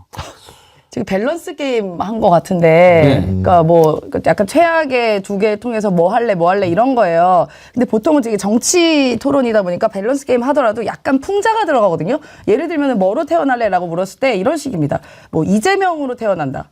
1, 2, 윤석열로 태어난다. 이런 식으로 질문을 하거든요. 그래서 각자 의미를 약간 부여하는 건데 저거는 바퀴벌레랑 바퀴가 연관성이 바퀴라는 단어가 같다는 거 말고는 그러니까 너무 바퀴가 다르잖아요. 왜 나와야 되느니. 그러니까요. 바퀴벌레 하면 또 연상되지 않습니까? 아, 근데 저거 바퀴벌레. 진짜래요. 진짜요? 착한 악마님 진짜예요. 밸런스 게임 했어요. 파란 나라님 진짜예요. 저 봤어요. 꽃다지님 진짜 했어요. 청년 MC라는 여자가 더 충격적이었어요. 꽃다지님, 파란 나라님, 착한 악마님 이렇게 잠깐 제가 읽어드리는 댓글도 당첨되신 거예요. 나중에 신청하시면은 볼펜 보내드릴 거예요. 아이고 참나. 저런 질문 아니면 또 뭐 언론에 알려진 거는 그런 질문이 있었다는 거 아니에요? 뭐 저기 검사 사칭범하고 그다음에 이제 그 학력 위조범 이 사람 중에 누구를 고를 거냐 이런 나에게 막 그러니까 상대방을 공격하거나 아니면 정말 알 수 없는 바퀴벌레를 끄집어내서 그나마 밸런스 게임이라는 걸 하는 게 뭔가 좀 딱딱하고 어려운 주제를 풀어갈 때도 곤란한 주제를 던지더라도 이 사람들이 얼마나 순발력 있게 그걸 또 특히 대선 후보가 되겠다고 나온 사람들이니까 아 이런 면에서 나의 정책 능력을 보여줄 수 있구나 라는 거를 만들기 위해서 하는 게임이어야 되는데 뭐 가발 얘기나 나온 거나 똑같긴 없이 무대 얘기나 저거나 똑같네요 뭐. 아이고 참 바퀴벌레 같은. 수준 떨어진다. 목단님은 후보자들로 인정을 안 하는 거지요. 손동환님 꾸중하시네 우리를. 네. 정어리님들 그만하시죠. 국진당 대선 입에 올리는 게 허망할 뿐입니다. 시청하기 부적절합니다. 그만할까요? 아 근데 실제로 거기서 했다니까요. 우리가 이렇게 문제를 낸 게 아니고. 저기 아마 청년 MC가 질문했다고 그러는데요. 청년 MC가 뭐 하는 분인지 모르겠지만 저 질문을 냈는데 바퀴벌레가 뭐인 줄 알고 F킬러 딱 뿌린 것 같습니다. 그러니까요. 네. 아, 난 진짜 아무리 봐도 모든 그 밸런스 게임은 재미만 있는 게 아니라 어떤 의도가 있잖아요. 뭐 임세은 예쁘냐 배궁기가 예쁘냐 뭐. 배궁기로 엄청 올라오네. 고맙습니다. 안진걸 소장님이 또 슈퍼챗 보내셨어요. 네, 임세은. 임세은 화이팅. 제가 그렇지 감시 중이야, 않아도 감시 중. 아니 그렇지 않아도 제가 그 변호사분 있잖아요. 맨날 네. 제가 인터뷰를 했는데 제가 뭐 방송에서 제가 항의했습니다. 왜 임세은 소장한테만 쏘냐? 아. 우리도 쏴달라. 아, 근데요, 그러실까봐 그 내용은 예. 배공기 정어리 TV 구독자 100만 명 꼭 가져와. 예. 임세은, 최진봉, 양지열 세 분 너무 좋아요. 임세은 식당 TV 10만도 꼭이요. 네. 배공기 정어리 TV 광팬, 안진걸 TV, 오동현 TV, 이희성 변호사 일동 올림. 그러니까. 우리 저기 하면서 일부러 약간 그렇게 자기 올렸군요. 저기 한 거죠? 네네. 제가 항의를 감시 했습니다. 중입니다. 좋아요. 오동현 변호사. 네. 근데 임세은 소장님 좋아하는 분들이 많겠네요. 맞아요. 김밥 맛 좋아. 이분도 슈퍼챗 보내시면서 임세은 소장님 윤석열 파면까지 늘 앞장서서 고생 많으셨어요. 목도 아프신데 힘내세요. 이재명 정부에서 꼭 큰 역할 하시길요. 그러셨고요. 아유, 고맙습니다. 콩타장님은 정어리 애청자님 여러분 안녕하십니까. 건설 일 없어서 쉬고 있습니다. 순천 출신 양지열 변호사님 반갑습니다. 네. 저도 제 고향 순천에서 52년째 살고 있습니다. 이렇게 아이고. 응원하는 네, 반갑습니다. 저 보내주셨어요. 52년째 살고 계시면 동생이겠는데. 반갑습니다. 예, 참. 아까 제가 말씀드리다가 오해가 있을까봐 앵커님 한 가지만 제가 정정은 아니고 네. 기사 제가 아까 소개했잖아요. 예, 예. 그 누구야 한덕수 추대하는 모임이 무등일보? 있다. 예. 근데 이게 어떻게 돼 있냐면 기사 시사오늘이라는 기사인데요. 이 호남을 중심으로 한 추대위도 빠르게 며칠 내로 공식 활동에 들어간다라고 얘기하면서 무등일보 회장을 지냈던 박성섭 자양재단 이사장이 이끄는 호남계 인사들이 주축이다. 이렇게 기사가 돼 있습니다. 그래서 지금 현재 무등일보 회장은 아닌 것 같고요. 무등일보 회장을 지냈던 박성섭 자양재단 이사장이 이끄는 호남계 인사들이 주축이다. 이렇게 기사가 돼 있습니다. 잘하셨어요. 예. 그거 예. 좀 가르쳐 주실 필요가 있어요. 예. 무등일보가 예. 사주가 여러 번 바뀌었어요. 아, 그랬군요. 예, 좀 그렇기 때문에 예, 지금 그거는, 회장이 예, 아니라는 거. 지금은 아니다. 예, 예. 예, 정정하겠습니다. 자, 국민의힘 그래도 국민들한테 어떻게 해서든지 좀 관심을 갖게 하려고 애를 쓰는 것 같은데 그래도 기본적인 상식은 갖고 합시다. 바퀴벌레가 왜 나옵니까? 난 참 날카롭게 한 건가? 잘 본 거일 수도 있습니다. 그러게요. 그 MC가. 바퀴벌레들이지 다 뭐. 예. 자, 민주당에서는 이재명 후보가 이제 굳히기에 들어갔는데 이제 요즘 관심사는 90%대 후보 탄생 여부입니다. 사실 맨 처음에 충청 지역 그다음에 경남 이렇게 했는데 만약에 이게 막 서로 심한 삿바 싸움이 벌어지는 상황이었다면 이재명 후보 쪽에서 좀 컴플레인을 할 수 있는 그런 구도일 수 있어요. 왜냐하면 맨 처음에 기선을 어디서 잡고 가느냐가 중요한 거 아닙니까? 근데 충청은 김동연 후보가 충청 태생이고 경남은 바로 전에 김경수 후보가 지사를 했던 곳이니까 나름 자기들의 강세 지역이라고 생각할 거 아닙니까? 그런데 이재명 후보가 한 수 접어준 거라고 봐야죠. 그래, 충청 경남 먼저 하자고. 그랬는데 거기에서도 경남에서는 90이 넘어버리고 충청에서는 90 가까이 되고 그래 지금 남은 지역에서 지금 충청 경남에서 이 정도 지지율이라면 남은 지역에서 90을 돌파할 수도 있겠다 싶은데 임세은 소장님 그럴 가능성이 있다고 보십니까? 네, 저는 많은 확률로 90%는 될 거다 생각합니다. 이미 이제 89.6 정도 되니까 거의 90에 이제 육박했고요. 그래서 지금 5대명 얘기가 이제 9대명이라는 얘기가 나옵니다. 90% 후보다. 그래서 9대명이라는 이야기가 나오고요. 남은 지역이 이제 수도권이랑 이제 호남이 남았는데요. 수도권 같은 경우는 아시다시피 이제 이재명 후보가 경기도 지사를 했었고 또 그 당원들이 굉장히 많기 때문에 아마도 90을 훌쩍 넘길 거다라는 게 이제 대부분의 판단이고 호남 같은 경우도 아마 호남에 있는 민심도 그동안에 윤석열 정권에서 가장 많은 탄압을 받고 또 윤석열 정권과 가장 앞서서 또 싸웠던 사람이 누군가에 대한 적절한 평가를 할 거라고 봅니다. 그렇게 보면 당연히 호남의 민심도 윤석열 정권의 심판이라는 또 새로운 세상을 열겠다는 이번 대선의 뜻을 잘 이해하기 때문에 아마도 90은 무난하게 둘 다 넘기지 않을까라는 게 뭐 다수의 판단이고 그럴 것 같습니다. 지금 한번 상황을 볼까요? 먼저 영남권 경선 결과를 보면 이재명 후보가 90%를 넘겼어요. 90.81. 그리고 여기에서 이제 김경수 후보가 김동연 후보를 제쳐가지고 현재까지는 이제 종합 2등. 사실 2, 3위 싸움도 좀 볼만하지요. 그런데 충청권에서는 김동연 후보가 2등을 했는데 김경수 후보가 뒤집은 겁니다. 충청에서는 이재명 후보가 88.15, 90에 못 미쳤고 김경수 후보가 4.31, 김동연 후보가 7.54 이렇게 됐어요. 그러면은 현재까지 이래 종합으로 보면 합산이 이재명 후보가 89.56, 0.44? 0.44% 부족해서 이제 90이 안 됐는데 충청 영남에서 이렇게 되면은 이제 남은 지역에서 90을 돌파할 수도 있다. 그런데 김경수, 김동연 후보 최지봉 교수님 완주하겠지요? 완주할 겁니다. 저는 두 군데 다 제가 갔었거든요, 현장에. 아, 그러셨어요? 네, 청주도 갔었고 어제 이제 울산을 갔었는데 뭐 분위기가 뭐 소위 국민의힘이나 보수 언론들은 자꾸 흥행이 안 된다고 그러는데요. 엄청나게 많은 분들이 오셨고요. 너무 흥겨워요. 그리고 어제도 그 울산의 그 컨벤션 센터에서 했는데 그 자리에 엄청나게 사람이 많아요. 꽉 찬 상태에서 후보들을 연호하는데 물론 뭐 이재명 후보를 연호하는 목소리가 훨씬 컸어요. 근데도요, 김경수 후보가 어제 연설하면서 그런 얘기, 김경수 좀 연호해달라고 그랬더니 또 연호를 해요. 김경수 이렇게. 그러니까 이 뭐랄까 연설이나 아니면 경선이 축제 같아요. 이게 지금 국민의힘 우리가 얘기 나눴지만 바퀴벌레 얘기 나오고 지금 뭐 외모 얘기 나오고 이러잖아요.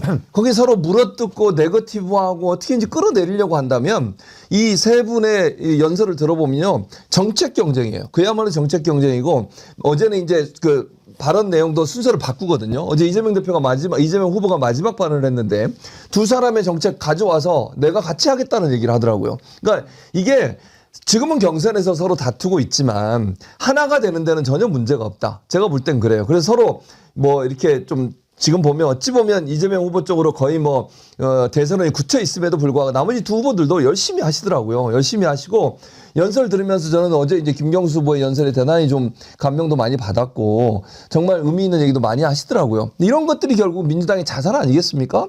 물론 뭐 지금의 상황으로 보면 이재명 후보가 후보가 될 가능성이 가장 높지만 이분들이 하신 말씀도 이재명 후보 입장에서 받아들여서 정책화해서 민주당을 하나로 만드는 일에는 적극적으로 나설 것 같다. 그런 점에서 본다면 어제 그 분위기 자체는 너무 좋았고 영남 지역에서 분위기가 많이 바뀌었더라고요. 거기 영남에서 오신 분들을 제가 인터뷰하고 이랬는데 그분들도 이제는 너무너무 힘들게 버텨왔는데 이번에는 정말 민주당 정권이 들어서기를 바란다는 열망이 예전보다 훨씬 높아졌다고 하는 게 TK든 PK든 바뀐 분위기라는 얘기를 전하더라고요. 지금 그 분위기를 잠깐 봤는데 아까 제가 쓸데없는 얘기해가지고 배공기가 이뻐 임세은이 예뻐 했는데 거의 이재명 후보 수준으로 9대1로 제가 밀리고 있습니다. 시청자분들이 수준이 있으십니다. 확실히. 네. 독재예요, 독재. 조선일보에서 이렇게 얘기하셨죠. 미워. 그러니까 예쁜 거 말고 다른 걸로 하시죠. 그러게 말이에요. 예쁜 걸로 해서 그렇게 되신 것 같아요. 저기 제가 이렇게 완전히 여러분들한테 실망을 했는데 저를 달래주는 방법이 하나 있어요. 좋아요 많이 눌러주시면 제가 풀릴 수 있습니다. 그렇지 않으면 삐질 거예요. 미워. 양지열 변호사님 90% 넘는 지지 사실은 민주당에서 후보가 누가 되는 거는 결정이 됐는데 이제 이 압도적인 지지율이 차기 대선에 어떤 동력이 돼야 되겠죠. 네, 충분히 그럴 수 있을 것 같고요. 그거를 보여준 게 이제 뭐 조선일보를 비롯한 보수 언론들이 이미 경계를 시작을 했어요. 예. 마치 지금 이제 농담처럼 말씀하신 것처럼 독재가 될 수 있는 거 아니냐, 제어를 아무도 못하는 거 아니냐, 그런 얘기가 나오는 거 보고 저는 이들이 이렇게 글을 쓰고 있는 거 보니까 잘 가고 있구나라는 생각이 들었습니다. 사실 이재명 대표가 90%에 육박하는 지지율이 나온 게 뭐 민주당이 무슨 그들처럼 뭐 여론을 명태균 같은 사람을 또 동원해서 조작한 것도 아니고, 그리고 억지로 민주당에서 조직력을 동원할 수 있는 그런 정도의 지금 경선 구조도 아니지 않습니까? 여러 가지 이유가 있겠죠. 개인적으로는 이재명 지금 후보가 보여주고 있는 게 지난 대선 이후에 수사와 재판으로 역경도 걷고 심지어는 진짜 테러를 당해서 목숨을 잃을 뻔한 상황이었는데 그런 일들을 다 극복해 왔거든요. 그리고 그런 일에 반대편에 항상 윤석열이 서 있었던 겁니다. 그런데 지금 우리 국민들이 겪고 있는 위기가 뭡니까? 윤석열 때문에 벌어진 지난 3년간의 실정과 계엄으로 이 고통을 받고 있는 게 이 개인적으로는 어떤 상황과 국가적인 상황, 국민적인 상황이 이렇게 맞아 떨어지는 겁니다. 그러다 보니까 이런 위기를 벗어나고 이 상황을 타개해 줄 사람은 누군가, 개인적으로도 위기를 겪었던 사람이었고 또 개헌 과정에서도 가장 지도자로서 모습을 잘 보여줬기 때문에 그 민심이 이재명이라고 하는 개인에게 힘을 실어주고 있는 거죠.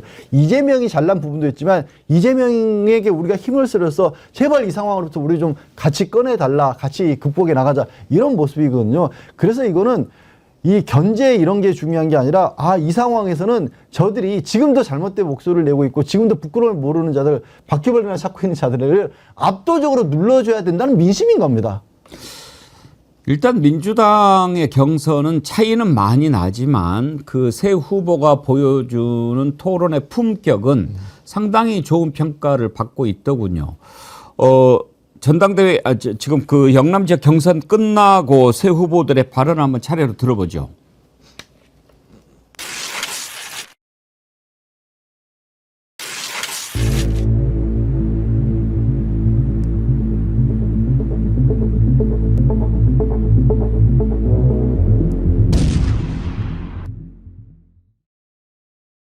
어떤 사상과 이념도 국민의 삶과 국가의 운명 앞에서는 무의미한 것들 아니겠습니까? 아산과 계룡처럼 청년이 돌아오고 아이들이 태어나는 곳으로 만들 수 있습니다, 여러분. 복지국가의 꿈, 국가 균형 발전의 꿈 이룰 자신이 있습니다. 그렇게 봐서 그런지 김경수 후보, 김동연 후보는 약간 좀 긴장한 듯한 그런 느낌이 좀 들어요. 현장에서 봤을 때 어떠셨어요? 약간 그런 면이 있어요. 두 분은 좀 이제 아무래도 이제 추격하는 사람 입장이니까 더 긴장하고 더 잘해야겠다는 그런 마음이 있는 것 같고, 이재명 후보는 아무래도 좀 여유가 있는 모습이고요. 그래서 다른 후보를 배려하고 발언 내용에도 그런 내용이 많이 들어가요. 그러니까 이재명 후보는 주로 다른 후보들을 함께 하겠다는 메시지가 주 내용이고, 나머지 두 분은 이제 아무래도 본인들이 선명성을 주장하는 그런 모습이고, 특이한 점은 입장을 하잖아요. 후보들이 한 명 한 명 입장하거든요. 입장할 때 김동연 후보가 지역마다 그 지역의 프로야구 팀의 점퍼를 입고 오세요. 그래가지고 청주에서는 하나 그 오렌지를 입고 오시고, 예. 어제 울산에서는 또 롯데 다이언트 점퍼를 입고 오셨고, 아마 광주 가면 혜태가 아니죠. 기아 타이거즈. 옛날 제가 나이가 많잖아요. 제가 할 때는 혜태였습니다. 기아 타이거즈 아마 점퍼를 입고 오지 않을까. 그게 좀 특이한 장면이었습니다. 지금도 기아 운동 경기하면은 혜태 잠바 입고 오는 분들이 있어요. 아직도 많아요. 서울은 어떻게 하려나 팀이 많은데. 모르겠어요. 그걸 어떻게 하실지. 그거 참 잘 골라야 돼요. 네. 수도권이니까. 뭐 세 벌을 갖다가 겹쳐 입든지 뭐 그래야 됩니다. 인천도 있으니까. 네. 김두한님 왜 그러세요? 제가 뭐 아무리 임세현 소장님한테 밀렸다고 앵커님 그러면 윤석열하고 비교 한번 해보세요. 100%야. 너무 모욕적입니다. 아까 그 바퀴벌레보다 더 심하네. 너무 모욕적입니다. 김두한님 책임지고 좋아요 누르세요. 변함없이님 요즘 구독자 증가도 좀 주춤한 것 같아요. 좋아요 숫자가 많으면 유튜브에 노출이 더 잘 된답니다. 좋아요는 구독자 호출 신호입니다. 멋있는 표현입니다. 구독자 호출 신호. 예, 좋아요 많이 눌러주세요. 제가 원래 리얼미터 여론조사 잘 소개 안 하려고 하는데 오늘 나오기도 했고, 심지어 리얼미터에서조차도 차기 대선 여론조사에서 이재명 후보가 50%를 넘긴 그런 결과가 나왔어요. 지난주에 유권자 1,504명을 대상으로 조사를 한 건데요. 이게 지금 그동안에 이재명 후보가 1위는 뭐 항상 부동이었지만 이번에 50%를 처음으로 돌파했다라고 하는 게 상당히 좀 의미가 있어 보이고요. 그 다음에 이제 김문수가 12.2, 한동훈이 8.5, 홍준표가 한동훈보다 더 못 미치고 나경원, 안철수 이렇게 지금 나오거든요.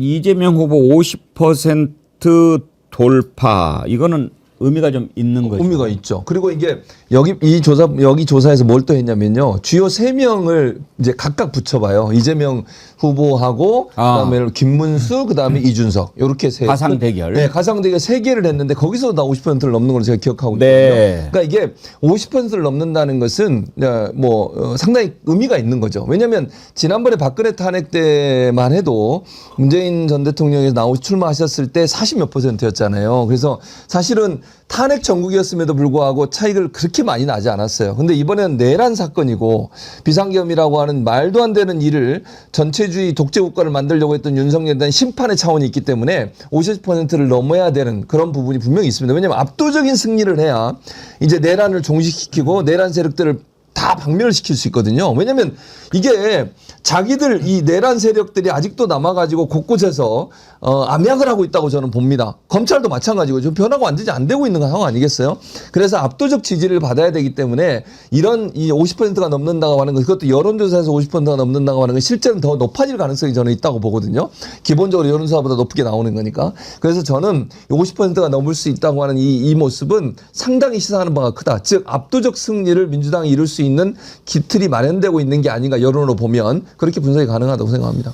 세금 도둑 자바라님이 꽃 여론조사는 왜 발표를 안 하시나요? 거기가 샘플이 가장 많습니다. 그러셨는데, 예, 꽃 여론조사 결과도 있으면 한번 제가 보겠습니다만은 일단 자료를 준비를 못했고요. 그리고 이제 여론조사 꽃보다도 리얼미터도 50% 넘었다, 그런 의미가 있는 거 아니겠어요, 임수연 소장님? 네, 맞습니다. 그러니까 리얼미터가 조금 보수적인 경향이 좀 있습니다. 다른 데보다도요. 그렇기 때문에 거기서 50을 넘겼다는 것은 많은 의미를 가지고 있다고 봅니다. 그러니까 압도적으로 이제 투표를 하게 되면은 예를 들어서 뭐 모수가 줄어들게 되거든요. 뭐 투표 안 나갈 사람이 줄어들게 되면 저 50보다는 훨씬 높은 아마 그 지지율로 당선이 될 거다라고 판단을 하게 되는 것입니다. 그리고 저뿐만이 아니라 나머지 후보들을 전부 다 합쳐도 뭐 반 정도밖에 되지가 않는 게 전 큰 의미가 있다고 보거든요. 그러니까 지금 저기서 뭐 후보가 이제 압축이 되긴 하겠지만, 그걸로 더 가긴 가겠지만요. 이게 압도적인 지지율이 바로 이 윤석열 내란을 빨리 종식시키자는 그 여론의 하나의 그런 방향이 아닌가, 그런 한 시그널이 아닌가 싶어서 더 의미가 있다라고 봅니다. 이미 이재명 후보는 이제 우리나라에서뿐만 아니라 세계 각국에서도 차기 대통령으로 이렇게 인식을 하고 있는 것 같아요. 디플로맷이라고 아주 유명한 외교 전문지 있지 않습니까? 4월달 표지 인물이 이재명 후보예요.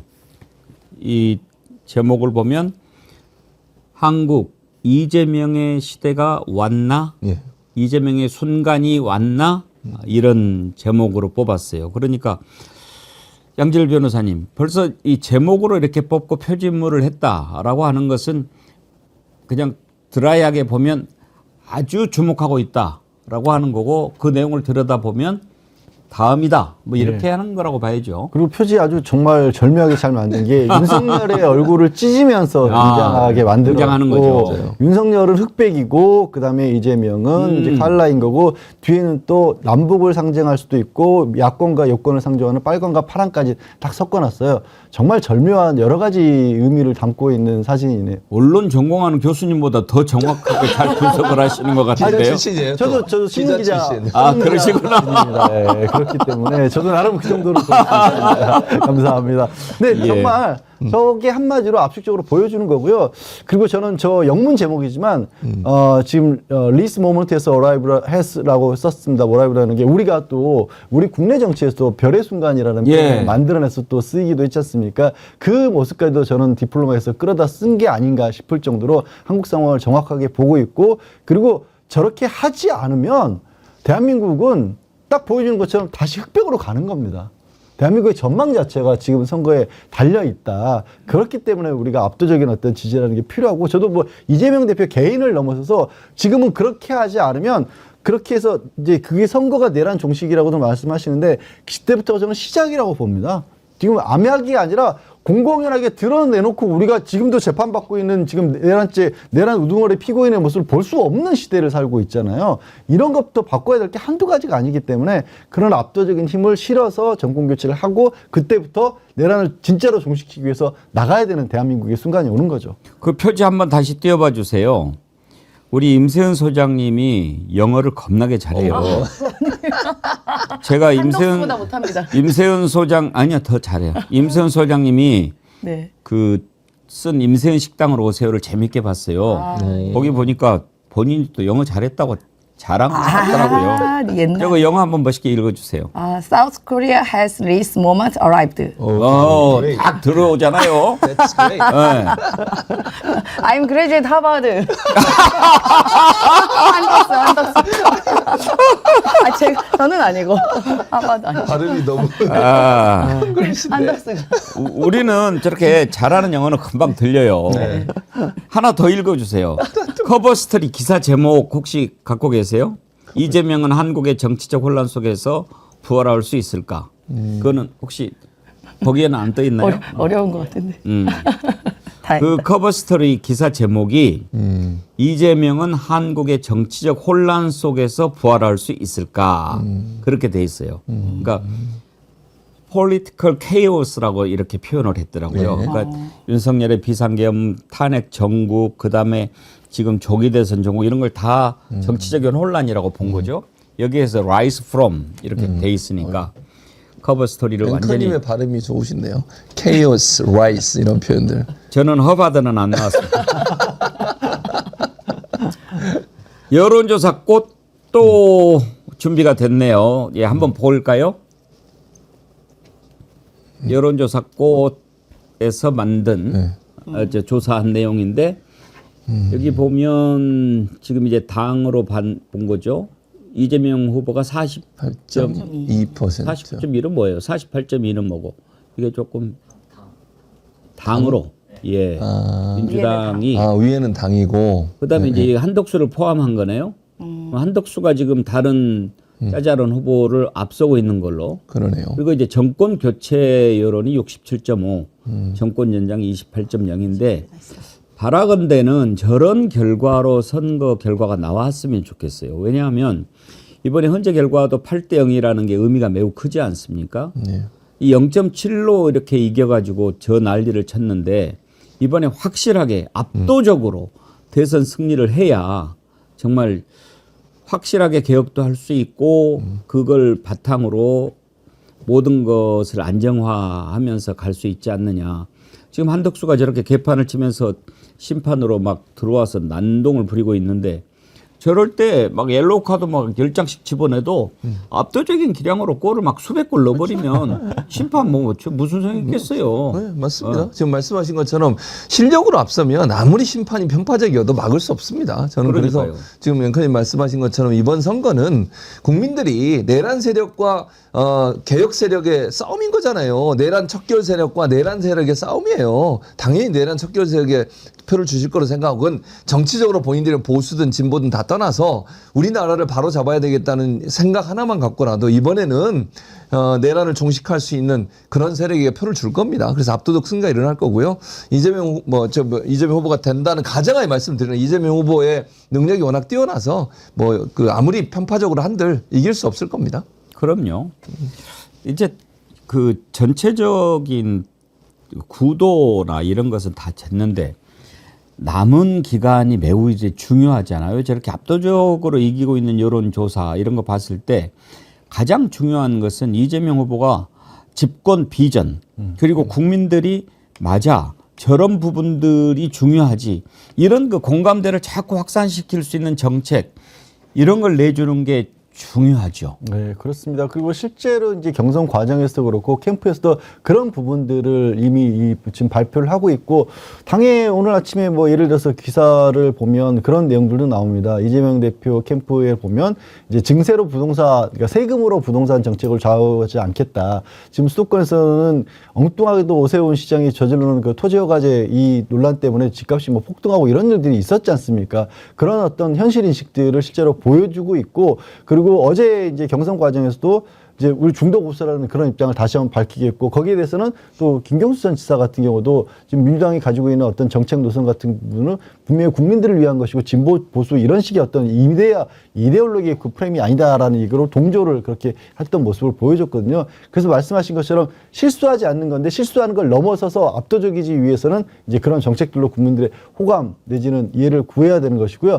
그럴 수 있을 것 같은 게 압도적일 수 있을 것 같은 게 이재명 대표가 뭔가 정책을 얘기하고 그거에 대해서 그럼 국민의힘에서 물어뜯는 건 나오는데 국힘에서 뭘 하겠다는 얘기는 나오지를 아예 않고 있습니다. 그리고 그들이 굉장히 한편으로 도와주고 있는 게 스스로 멸망의 길로 가고 있는 게 뭘 이 지금 계엄과 관련해서 잘못된 부분들 나라가 위기에 처한 부분들에서 하나라도 반성하는 모습을 보여주는데 그런 모습 하나도 없잖아요. 그런 모습 하나도 없고 여전히 윤석열은 살아있고 윤핵이라는 얘기가 나오고 있고 정광훈까지 출마한다 그러고 있고 그런데 국민의힘이 이미 예전하게 끊어냈어야 될 그 세력들을 끊어내지 않고 계속해서 안고 있고 윤석열은 지금 여전히 국민의힘 1호 당원입니다. 그러니까 그래서 사실 뭐 대선에서의 선거 정도는 저는 뭐 당연한 상황인데 거기에 압도적인 그러니까 그 어정쩡한 것보다 그걸 넘어서는 압도적인 걸 나가는 건 이제 플러스 점수를 쌓아가는 부분들만 남아있다라고 보고 있고 그 길을 지금까지 잘 가고 계신 것 같습니다.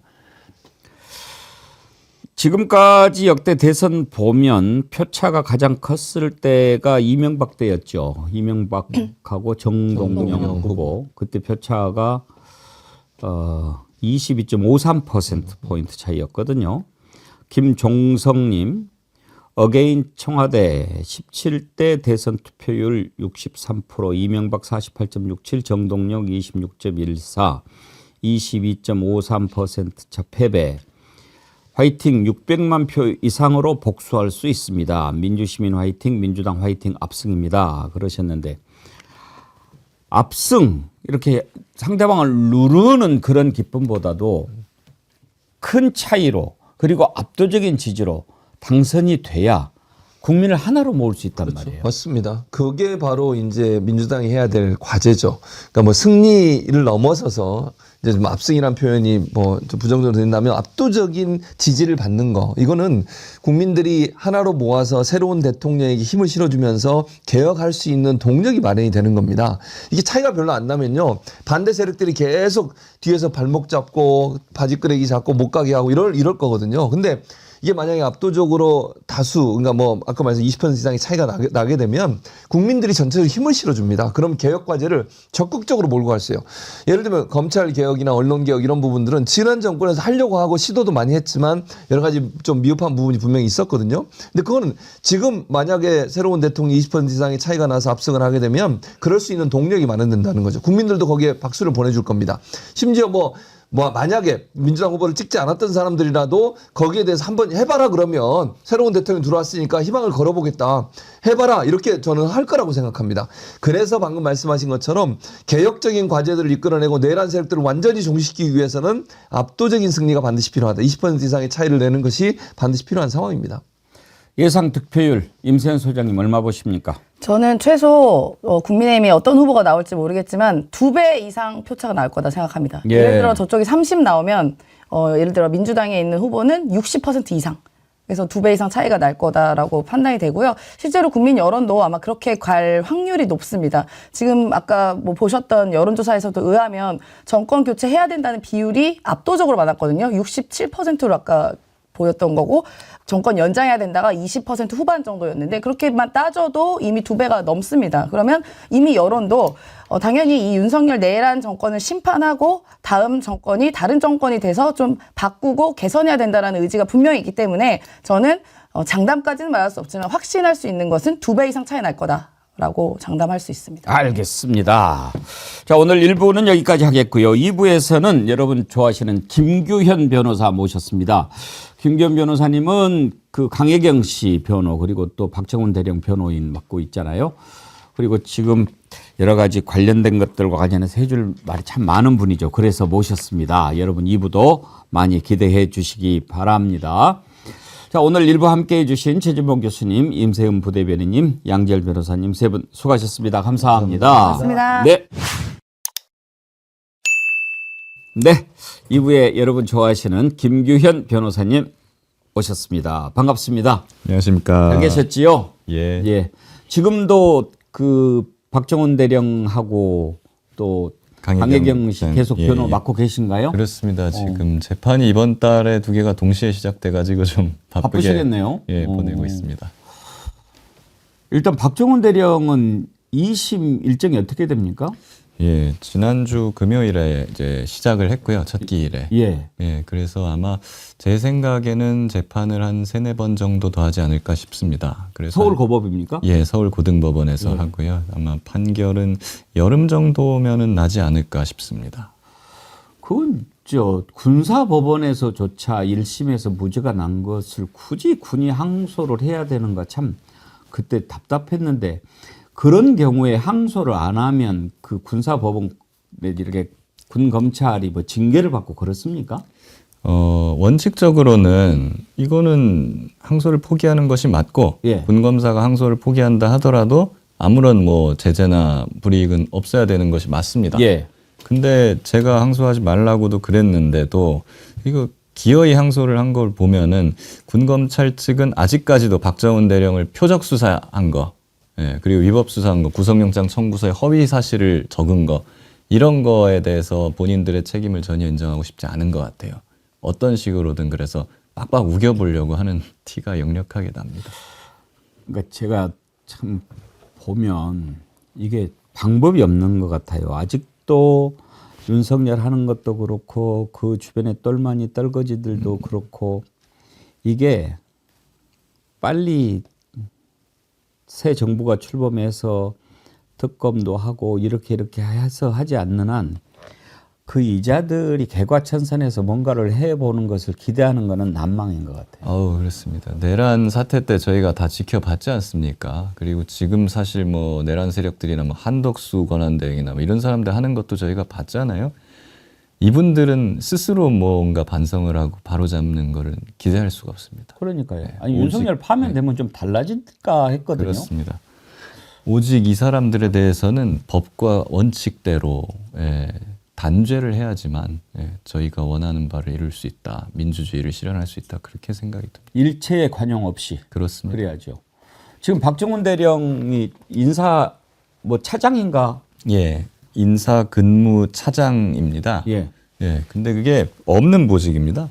원래 존재하지 않는 있지도 보직. 않은 걸 그냥 예. 차장을 만들어서 줬네요. 그렇습니다. 그럼 일이 뭐가 있습니까? 하루에 결제를 1-2개 정도 하신다고 합니다. 예. 그래갖고 사실상은 일이 그렇게 거의 없고, 그러니까 그냥 생색내기로 보여주기 식으로 우리가 복직시켰다는 어떤 외관을 만들어주기 위해서 그렇게 만들어준 것이 실질적인 복직은 아직 이루어지지 않았다라고 봐야죠. 일단 책상 하나 생긴 걸 그냥 감사해야 되는 처지네요. 그렇습니다. 그런데 지금 그 인사를 국방부 장관 대행이 하지 않겠습니까? 김선호 예. 차관. 그래도 김선호 차관은 조금 기대했는데 좀 가까이서 보시니까 여기도 똑같은 자라고 보십니까? 그렇습니다. 김선호 차관도 어차피 윤석열 정부의 사람이고, 물론 거기 내란이라든가 뭐 비상계엄 여기에 뭐 가담을 하거나 뭐 이런 게 좀 적을 뿐이지 여전히 보수적이고 그 윤석열 정부의 어떤 기본적인 기조와 같이 하는 성향을 가지고 있는 것 같아요. 왜 그러냐 하면 여전히 그 항명이라든가 뭐 이번 계엄이라든가 이런 거에서 소신을 지키고 불법 명령에 거부한 그런 군인들에 대해서 전향적인 모습을 보여준다는 생각이 안 듭니다. 예. 어찌되었건 군인은 명령을 들어야 되고 불법 명령이건 뭐건 간에 명령을 들어야 되고 거기에 대해서 명령을 수행하지 않는 점에 대해서는 어떤 식으로든 책임은 져야지. 그거를 용서해주면은 군 전체가 흔들리지 않겠느냐라는 그런 아주 지극히 구시대적인 사고방식에서 벗어나지 않는 인물 같습니다. 예. 박정훈 대령 얘기 나온 김에 지금 김계환 사령관, 임성근 사단장 이 자들은 지금 어떻게 돼 있습니까? 둘 다 지금은 이제 전역을 했습니다. 그래서 지금 민간인 신분으로 있고 김계환 사령관은 단국대학교 군사학과 교수로 지금 가 있는 것 같습니다. 전직 해병대 사령관들이 가던 자리인데 저는 좀 납득하기가 쉽지 않고요. 어떻게 이런 식으로 지금 부하한테 책임도 안 지고 항명죄를 뒤집어 씌우고 이런 책임 없는 모습을 보인 분이 예비 군인들을 가르치는 교수로 가겠습니까? 그것도 사실 납득은 잘 안 되고 임성근 사단장은 지금 그냥 자연인으로 지내고 있는 것 같은데 끊임없이 박정훈 대령에 대한 음해와 고소를 계속하고 있습니다. 지금도요? 예. 뭘로 고소할 게 있습니까, 자기가? 뭐 자기를 수사했는데 자기를 수사한 거를 트집 잡아가지고 직권남용이다, 위법수사다 이러면서 이제 고소를 막 하고 있습니다. 임성근을 박정훈 대령이 수사를 했다는 겁니까? 예, 박정훈 대령이 이제 임성근 사단장 수사를 했잖아요. 그 최해병 순직 사건에 대해서. 예, 그때 수사를 했을 때 이제 김계환 사령관이 임성근한테 이런 말을 전하라고 한 게 있어요. 예를 들면 사단장씩이나 돼서 쪽팔리게 뭐 작전 통제권이 육군으로 넘어가 갖고 자기는 책임이 있네 없네 막 그런 변명은 하지 말라. 그거 하면 오히려 네가 직권남용이 된다. 쪽팔리게. 그런 거 전해주라 그래서 박정훈 대령이 사령관께서 이런 말씀하신다고 임성근한테 전해줬어요. 그러니 임성근은 그걸 가지고 세상에 작전 통제권이 없다는 주장은 내 방어권인데 그거를 하지 못하게 하느냐 수사관이 이거 불법 수사다 강압 수사다 이러면서 지금 박정훈 대령을 고소를 해놨습니다. 뭐 재밌는 분인데 뭐 하여튼 법적으로는 큰 의미는 없는 고소입니다. 지금 이제 자연인 신분이 됐지만 이제 군 검찰에 기대하는 것은 뭐 하나마나 한 거고 나중에 특검이 이제 생기지 않겠습니까? 그렇습니다. 그러면은 다 새로 시작할 수 있죠. 아, 그럼요. 이거는 특검이 들어올 수밖에 없습니다. 왜냐하면은 군 검찰 믿을 수가 없고 이 부분에 대해서 수사 외압 부분 공수처에서 수사하고 있는데 뭐 2년 다 돼가도록 사실 뭐 이렇다 할 성과가 없지 않습니까? 그러니까 특검으로 갈 수밖에 없고요. 그리고 박정훈 대령 항소심 같은 경우에는 뭐 당연히 어차피 1심처럼 무죄가 나올 것입니다만은 거기서도 저희가 뭐 열심히 추가적인 노력을 해서 진상을 밝혀낼 예정이에요. 제가 만약에 특검을 지명하거나 추천할 그런 권한이 있다면 김규현 변호사님을 추천하고 싶은데 혹시 그 당사자의 변호를 맡았던 사람은 안 된다 뭐 이런 규정은 혹시 있습니까? 일단은 특검 추천을 말씀하시니까 개인적으로 굉장히 영광스럽게 생각합니다. 하시면 딱일 것 같아요. 그런데 사실 저는 이제 맡을 수는 없게 되어 있어요. 왜냐면 이제 당사자 변호사라서가 아니고 물론 그런 규정은 없습니다. 명시적으로. 그렇지만 아마 좀 변호사 윤리나 그런 데에 좀 맞지는 않을 것 같다는 생각이 들고 그리고 사실 특검 규정에 보면은 당적을 갖고 있거나 아니면 당적을 갖고 있었던 사람은 될 수가 없게 되어 있습니다. 정파성에 문제가 있으니까요. 지금 당적을 갖고 계십니까? 저는 뭐 예전부터 민주당원입니다. 그러시군요. 벌써 좀 한 10년 됐죠. 10년 됐어요? 처음부터 그러면은 당적을 갖고 계셨군요. 지난번에 출마 준비하고 그럴 때 하신 게 아니고? 저는 오래전부터 사실 그냥 민주당의 그 철학이나 기조에 공감을 하고 있었기 때문에 예전부터 그냥 권리당원으로 당비를 계속 내고 있었습니다. 다음 대선 한번 준비해 보십시오. 아유, 황송합니다. 제가 김규현 변호사님을 가까이 뵀을 때 한번 도전하시면 좋을 것 같습니다. 그러면 이제 나라가 바로 이제 쭉 5년 동안은 가지 않겠습니까? 강혜경 씨 변호도 하고 계신데 그렇습니다. 요즘에 강혜경 씨는 어떠세요? 일단 기본적으로 이제 김해 창원에서 잘 지내고 계시고요. 파면 이후에는 한결 그래도 마음의 짐을 내려놓으신 그런 게 있습니다. 그리고 뭐 지금에서도 명태균 씨 쪽이라든가 아니면 지금 대선 주자들이 강혜경 씨를 계속 음해하고 고소하고 하는 게 있잖아요. 그래서 그런 부분에 대해서 반박하고 그분들의 어떤 민낯을 밝히고 이런 거에 좀 주력을 하고 계세요. 조금 전에도 국회에서 홍준표 시장과 관련된 기자회견을 강혜경 씨 하셔서 저도 동석하고 오는 길입니다. 어떤 내용이었습니까? 홍준표 시장이 이제 2022년 시장 선거죠. 대구시장 선거를 할 때 당원 명부를 유출하고 그리고 그걸로 여론조사를 하고 여론조사를 하면은 원래 이제 RDD라 그래갖고 무작위로 전화를 걸어야 되잖아요. 예. 근데 그렇게 안 하고 당원 명부를 거기 막 섞어가지고 당원들 상대로 막 표적 ARS죠. 이런 거를 걸고 그렇게 한 결과를 보면은 어떤 당원이 누구를 지지하는지가 나오잖아요. 어떤 후보를. 그런 거를 또 받아가지고 자기 선거운동에 써먹고 이러한 것들을 한 정황이 나와가지고 요걸 저희가 밝혔습니다. 그래서 요거는 정치자금법 위반, 뭐 개인정보보호법 위반, 나아가서 뭐 뇌물죄도 될 수 있는 큰 죄입니다. 그런데 지금 좀 이상한 게 명태균 씨 보면 오세훈은 아주 그냥 막 갈아 마실 것 같이 했지 않습니까? 그래서 결국은 오세훈 시장이 들어본 것도 저는 이제 그것 때문에 어쩔 수 없이 그렇게 됐다고 보는데 홍준표 후보에 대해서도 처음에는 세게 나가는 것 같더니 요즘엔 조금 태도가 달라진 것 같지 않습니까? 그분이 또 어떻게 보면 아침 저녁으로 또 태도가 바뀌십니다. 네.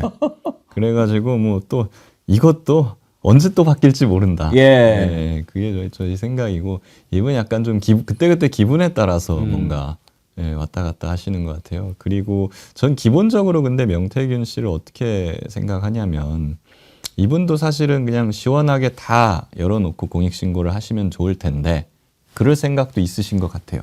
그런데 문제는 강혜경 씨나 김태열 씨 같은 경우에는 이걸 하게 되면은 자기도 거기에 가담을 한 게 있잖아요. 예. 자기도 처벌을 받는단 말입니다. 그 처벌받을 위험을 감수하고 다 하시는데 명태균 씨는 아직 그거에 대한 준비가 안 되신 것 같아요. 나는 저 사람들이 잘못한 거는 다 얘기해 줄 수 있지만 그것 때문에 내가 처벌받는 건 또 싫다.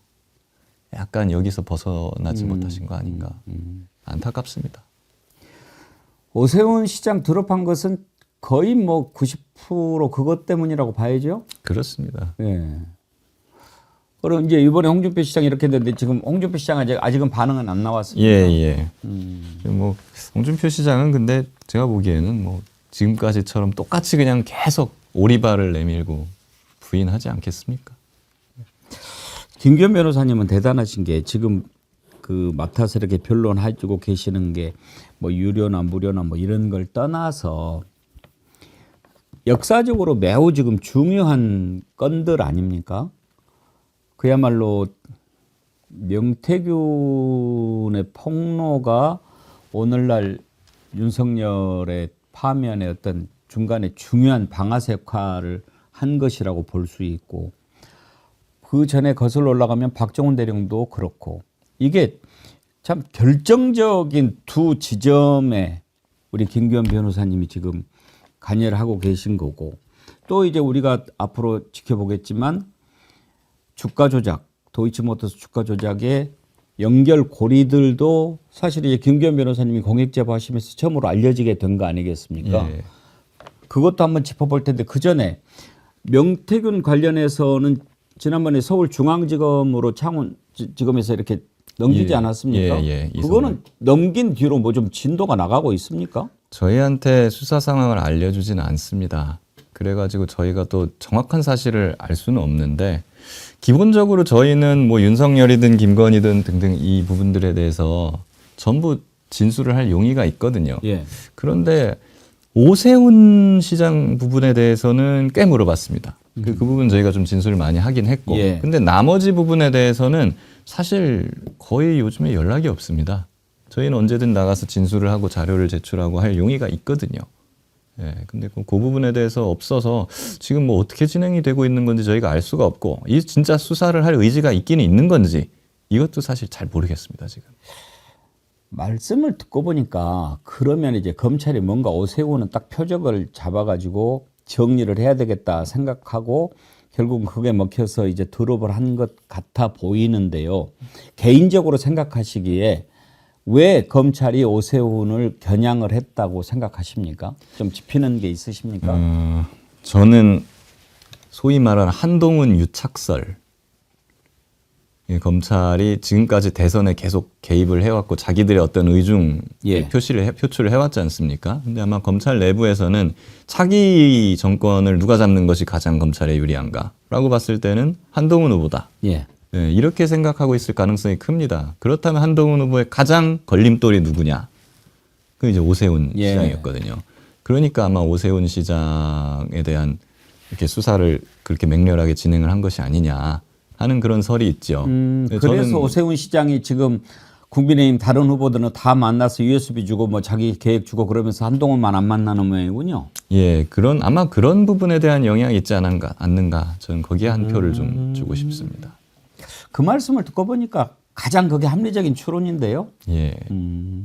아마 뭐 윤석열 편을 들어가지고 뭐 그러고 있다. 뭐 그런 것은 저는 좀 믿기 어려운 것 같아요. 왜냐하면 예. 검찰은 죽은 권력에 대해서는 이제 뭐 박절하게 가차없이 하기 때문에 예. 예, 윤석열, 김건희는 뭐 언제고 저는 수사하지 않을까 뭐 그런 생각이 들고. 근데 그 전에 오세훈 시장에 대해서 갑자기 뜬금없이 막 나간 거예요. 그러니까요. 예, 그거는 의도가 분명히 있지 않은가. 하는 한동훈 생각이. 말이다. 예. 그렇다고 한다면 지금 윤석열 내란 혐의 공소유지를 검찰이 하고 있지 않습니까? 예. 이거는 확실히 할까요? 지금까지 드러난 부분에 대해서는 할 수밖에 없겠죠. 그러니까 그것에 대해서는 뭐 큰 문제는 없을 것이라고 저는 보는데요. 근데 이제 그거 말고 많잖아요. 예. 직권남용 부분도 예. 있고 뭐 공천 개입 부분도 있고 외환도 있죠, 심지어. 예. 이 부분에 대해서 추가로 수사를 열심히 나설 것이냐? 여기에 대해서 저는 물음표입니다. 아마 뭔가 특별히 외부의 어떤 그런 변화가 없다면 하지 않을 겁니다. 새 정부 들어서면 특검 여러 개 생겨야 되겠는데요. 저도 그렇게 보고 있습니다. 예. 지난 정권에서 얼마나 많은 특검들을 거부를 했습니까? 예. 최상병 특검만 해도 3번 거부했지 예. 않습니까? 김건희 특검 3번. 그렇기 때문에 이분들에 대해서 뭐 창고 대방출식으로 특검이 이루어질 수밖에 없다. 예, 저는 그렇게 보고요. 반드시 그렇게 되어야 한다고 생각을 하고 있어요. 특검 풀가동하고 검찰을 없애버리면 어떨까요? 검찰은 아마 이제 개혁의 대상이잖아요. 예. 그렇기 때문에 아마 민주당이나 어떤 개혁 세력에서 적절한 거기에 대한 개혁 방안을 만들고 있는 것으로 저는 알고 있습니다. 근데 제가 검찰 출신이다 보니까 제가 뭐 이렇게 해야 된다 저렇게 해야 된다 하면 이제 오해를 자꾸 사서 그 부분에 대해서 구체적으로는 좀 제가 발언을 좀 아껴야 될 것 같아요. 제가 주말에 이제 어떻게 하다가 좀 옛날 책을 이렇게 보게 됐어요. 검사와 스폰서라고 왜 PD수첩에서 스폰서 검사 한번 보도하지 않았습니까? 예, 맞습니다. 그랬는데도 그 당사자들이 다 건재하고 막 이렇게 무혐의 처리되고 그러니까 또 다시 책으로 이렇게 펴낸 검사와 스폰서라는 책을 쭉 봤거든요. 그거를 이렇게 보면은 검찰은 바뀌지 않는다를 넘어서서 바뀔 수가 없다 그런 확신이 들더라고요. 그러니까 완전히 이거를 정리를 그러니까 웬만하면 빨아서 쓰죠. 근데 예. 이건 빨아서 쓸 수 있는 수준을 넘어선 것 같다는 생각이 들었어요. 저 스스로도 약간 제가 거기 검찰 출신이다 보니까 저 스스로 뭐 팔이 안으로 굽나 이런 생각을 좀 가끔 해요. 저 스스로 은연중에 자꾸 검찰이 에이 그래도 그 정도까지 썩진 않지 않았나 이런 생각을 들거든요. 근데 지금 박정훈 대령 건부터 그 이후에 활동을 계속 해오다 보면은 저는 그래도 검사들이 다 저 같을 줄 알았어요. 근데 아니더라고요. 그러니까요. 예. 그러니까 정말 나쁜 짓을 하는 사람들도 있구나 하는 걸 많이 느꼈고 이거는 외부로부터의 개혁이 없으면 예. 바뀌질 않습니다. 바뀌지 않죠. 예전에 모 검사가 그랬어요. 자기 조직을 비판을 하면서 우리 스스로 개혁을 하지 않으면 개혁을 당하게 될 거다. 검찰은 여태까지 항상 개혁을 당해만 왔다. 우리 스스로의 자정 능력이 없다. 이런 말을 한 게 있는데 저는 그게 맞는 말인 것 같습니다. 근데 스스로 못하게 돼 있어요. 못합니다. 예, 그건 안 됩니다. 예. 아무리 할 본인이 능력도 없고 의지도 없고 말로 자기 개혁이라고 그러는데 자기 혁신은 그렇게 해서 되는 게 아니거든요. 검사들이 하는 일이 이제 수사하고 기소하는 거잖아요. 그리고 이렇게 되묻고 싶어요. 자기들이 자정한다 그러는데 범죄 수사를 할 때 수사 대상이 알아서 자수하는 거 본 적이 있느냐? 자수 안 하잖아요. 자기 스스로 자백하고 처벌받는 그런 범죄자는 정말 극소수에 불과합니다. 다 경찰이랑 검사들이 나가서 잡아서 재판대 세우고 처벌을 하는 것이죠. 똑같습니다. 검찰도 개혁을 하려면 자기 스스로 못하는 겁니다. 예, 외부에서 하는 거죠. 확실하게 해야죠. 그리고 지금 여러 가지 이제 개혁 방안이 나오는데 아예 기소청으로 만들어야 된다 뭐 이런 얘기도 있는데 혹시 검찰 개혁에 관해서 가장 중요한 거 한 가지만 던진다고 하면 어떤 걸 얘기하고 싶으십니까? 검찰의 권한을 어떤 식으로건 간에 저는 이제 분산을 하는 거, 그게 전 핵심이라고 생각을 하고요. 그거가 최우선이 돼야 되고, 다만 두 번째로는 그렇게 했을 때 이제 수사 역량이 약화되지 않도록, 범죄자를 잡는 역량이 약화되지 않도록 뭐 다른 기관이나 이런 걸 충분히 보완하는 게 필요하겠죠. 저는 그래서 만약에 이제 공소청, 기소청 얘기가 많이 나오잖아요. 그거를 할 때 이제 수사를 그럼 중대범죄수사청이라든가 이런 청을 많이 만드는 얘기가 나오지 않습니까? 이거 만들 때 저는 좀 잘 만들어야 되겠다. 정말 수사 능력이 있는 그런 기관을. 저는 이제 공수처처럼 되면 안 된다고 보는 입장이라. 근데 앞으로는 이제 바뀔 수밖에 없는 것이, 그리고 그 전에 검찰이 그렇게 타락할 수밖에 없는 것이, 그동안 그런 문제도 있기는 있었어요. 대한민국 검찰에 들어간 검사들이 최고의 집단이라고 스스로 도취되는 구조가 있기는 있었죠. 예. 그러니까 학교 다닐 때부터 계속 1등하고 좋은 대학 들어가서 그 어렵다는 사법시험 합격하고 그렇게 해서 이제 들어갔으니까 다 졸로 보이는 거고, 또 거기 안에 있는 사람들끼리 야 누가 우리를 건들겠어 뭐 이런 것이 형성이 되다 보니까 무소불위의 권력 집단이 될 수밖에 없었죠. 그렇습니다. 근데 이제는 그렇지 않잖아요. 뭐 어려서 공부 잘한다고 나 판검사 될래 하는 애들 요즘 보십니까? 다 이제 의사 된다고 그러고 뭐 그러잖아요. 그런 식의 어떤 주요한 사회 파트에 어떻게 구성이 되느냐, 이런 게 좀 선진화가 돼야 이게 자연스레 없어지는 첫 번째 밑받침이 되는데, 결국은 그렇게 갈 수밖에 없지 않느냐 생각은 돼요. 이제는 뭐 옛날처럼 판검사 된다고 뭐 소잡고 이러지는 않잖아요. 그렇습니다. 많이 바뀌었어요. 옛날에 비해서 이제 판검사들이 엘리트라는 어떤 그런 관점에서 봤을 때 옛날 같지 않은 거 분명히 맞고요. 저는 약간 그런 생각이 듭니다. 검찰을 보면서 이 하나회 과거에, 그렇죠. 예, 그 육사 출신 엘리트들이 있었잖아요. 그 뭐 공부도 잘하고 막 이랬던, 자기들이 최고 엘리트라고 여겼던, 그거에 다음에 이제 검찰 엘리트가 왔었다.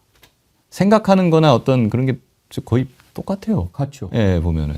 근데 그것이 이제 종말을 고할 때가 왔다는 거죠. 예, 이미 고하고 있었고, 예, 고하고 있었고, 지금은 이제 누군가가 이제 방아쇠만 당기기를 기다리고 있는 것이고요. 그리고 생각보다 검찰의 지금 이런 부분에 대한 저항이 거세지가 않아요. 왜 거세지 않냐? 자기들도 알고 있는 거죠. 자기들의 운이 이제 여기까지라는 거를. 거의 이제 약간 체념하는 분위기입니다. 검찰 내부의 분위기도. 그 도이치모터스 주가 조작과 관련해서는 아쉬운 게 최종 대법원 판결이 나왔지 않습니까? 예. 유죄를 인정하기는 했는데 계속 그 주요, 그러니까 주범들을 집행유예로 이렇게 하지 않아요. 그런 건 대법에서 이렇게 뭐 좀 이건 집행유예는 파기환송시키고 뭐 해야 된다 이렇게는 할 수가 없는 건가요? 예, 그게 굉장히 아쉬운 부분입니다. 할 수가 없게 법이 이렇게 돼 있어요. 왜 그러냐면, 하니까. 예, 대법원은 법률심이어가지고 유죄와 무죄를 다시 뒤집을 수는 있습니다. 그런데 양형에 관해서는 10년 이상이 선고된 거가 아니면 심리를 할 수가 없게 돼 있습니다. 아하. 근데 이건 10년 이상이 선고된 게 아닌 사건이기 예. 때문에 양형에 대해서는 대법원이 빨리 판단을 할 수가 없고, 저는 1심, 2심에서 이 사람들에 대해서 집행유예로 봐준 거에 대해서도 굉장히 잘못된 양형이다. 어떻게 주가 조작이 수백억대 주가 예. 조작인데 그거를 뭐 그냥 집행유예 3년, 4년 이렇게 그냥 줘버립니까? 말도 안 되는 거죠. 다시는 이런 일이 벌어져서는 안 됩니다. 결국은 집행유예라고 하는 게 자유롭게 돌아다니게 해주는 건데, 그렇습니다. 그러면은 이 다음에 또 그것도 이제 특검 만들어져야 되지 않겠습니까? 이 부분에 대해서는 근데 이미 이제 형을 받은 사람들은 확정이 돼 버렸으니 그건 할 수 없는 것이지만. 부재리가 되는 겁니다. 예. 그런데 이제 아직 처벌을 받지 않은 예. 김건희 여사, 네. 예, 뭐 이런 공범들에 대해서는 빨리 특검이 됐든 뭐가 됐든 수사가 이루어져 가지고 재판을 해야죠. 김건희 공소시효가 얼마나 됩니까? 공소시효는 이제 다시 시작이 됐습니다. 공범들이 재판을 받고 있을 때는 공소시효가 멈추거든요. 예. 예. 근데 지금 이게 10년 전 일이에요. 공소시효가 근데 10년입니다. 어허. 예. 그 다만 이제 공범들이 재판을 몇 년간 받고 있었기 때문에 그 부분은 빼주는 거거든요. 예. 예. 그래서 지금 김건희도 얼마 남지 않았어요. 뺀다 하더라도. 예, 뺀다 하더라도. 그렇기 때문에 신속하게 이제 빨리 대선이 끝나면 특검을 빨리 출범시켜가지고 진행을 해야 됩니다. 와, 대선 끝나면 해야 될 특검이 하나둘이 아닌데 이것도 순서 정하는 것도 완전히 줄을 서시오네요. 그러니까요. 이 해야 될 특검들이 이렇게 많다는 것 자체가 윤석열 정권이 얼마나 많은 범죄를 묻어버리고 은폐했는가. 그러니까요. 이걸 보여주는 거 아니겠습니까? 밀린 숙제들을 이제 차차 해야죠. 혹시 김기현 변호사님이 지금 민주당의 법률 특위나 뭐 이런 쪽 맡고 계십니까? 저는 당직은 없습니다. 당직은 없으세요? 예, 평당원입니다. 아니 왜냐하면 이게 특검이 이렇게 쭉 있어야 되잖아요. 그러면 시효부터 일단 따지고 순위를 막 매기는 거 이게 아주 중요하겠는데요. 예, 그 부분에 대해서 뭐 국회에서 잘 논의를 좀 해주시면 좋겠어요. 국회에서 잘 해야 될 텐데 그래도 직접 이렇게 경험을 해보신 분 옆에서 조언을 좀 해주시면 도움이 될 것 같습니다만은. 뭐 저도 제가 할 수 있는 역할이 있으면 열심히 예. 찾아서 하겠습니다. 예. 오늘 윤석열 형사재판 하는데 생중계도 안 해주고 여전히 지하로 들어가게 해주고 딸랑 이제 뭐 형사 피고인석에 앉아 있는 거 그거 하나 이렇게 보여주게 해주더라고요. 예. 이거 특혜 아닙니까? 당연히 특혜죠. 지금까지 사실 지하로 그런 식으로 들어오게 해주는 불구속 피고인이 과연 있었나 싶어요. 없어요. 전직 네. 대통령들도. 없습니다. 제가 알기로도. 그런 사람이 아니 왜 이 사람들한테 대해서 그렇게 특혜를 해주는지 모르겠어요. 다른 피고인들은요. 예를 들면은 강혜경 씨라든가 이런 분들은 지금 이 사람들도 상당한 위협을 받고 있습니다. 예, 신변에. 근데 이분들도 법원으로 그냥 걸어 들어갑니다. 그런데 만약에 그렇게 함으로써 기자들이라든가 어떤 이 사람들이 일반 국민이랑 똑같이 재판을 받게 해준다라는 어떤 그 법의 평등 이게 구현이 되는 거거든요.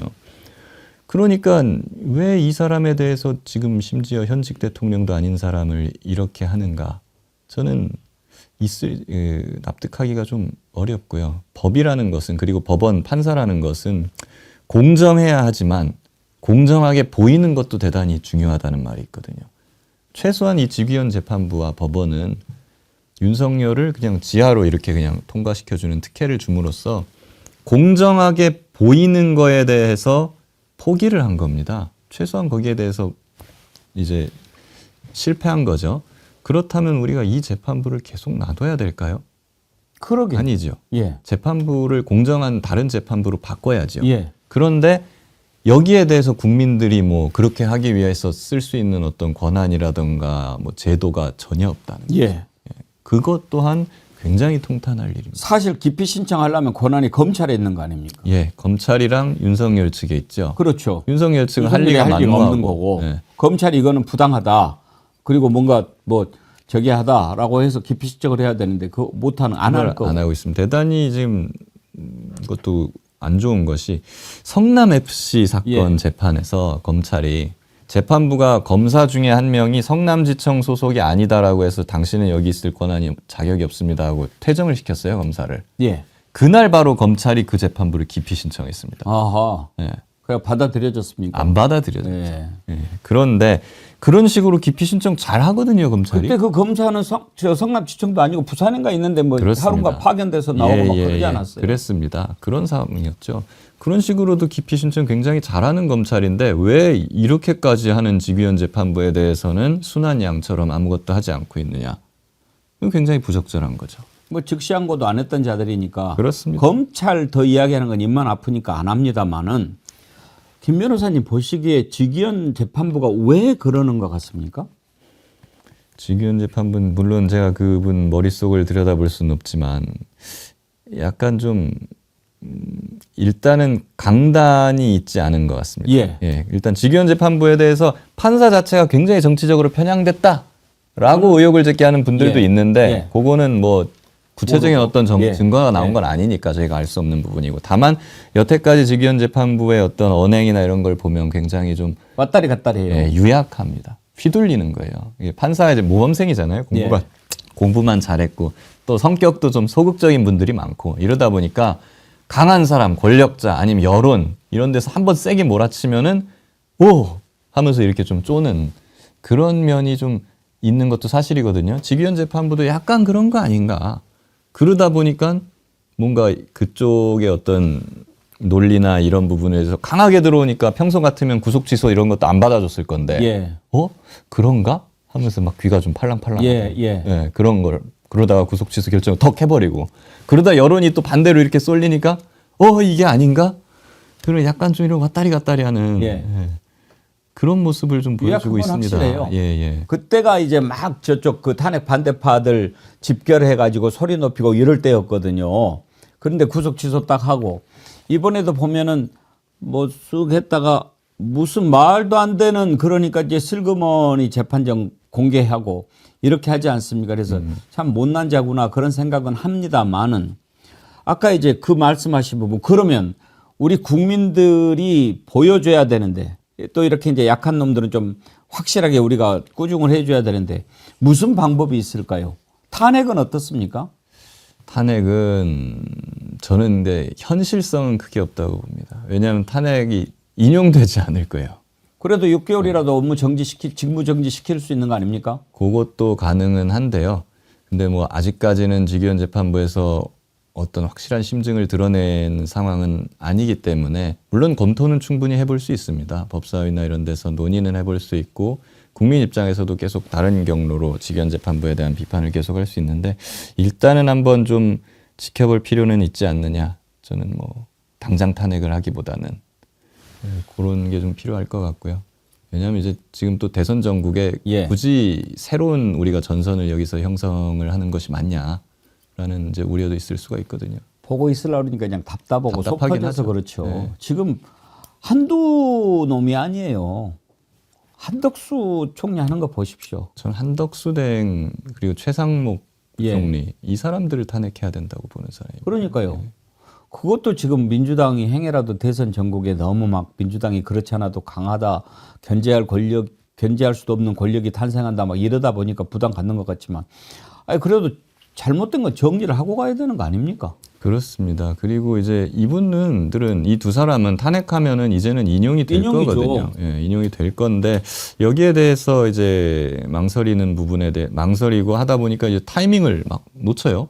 예, 이 부분에 대해 굉장히 저는 안타깝게 생각을 하고 있습니다. 원래 탄핵이라는 것은 결단을 하면 바로 해야 돼요. 그렇죠. 예, 쇳불도 단김에 빼라 그랬잖아요. 지금 사실은 인용될 수 있는 과거에는 사실 인용되기 어려운 탄핵을 많이 했거든요. 예, 그때는 그렇게 했는데 이거는 인용될 수 있는 탄핵인데 왜 이거에 대해서 망설이느냐. 좀 안타깝습니다. 저는.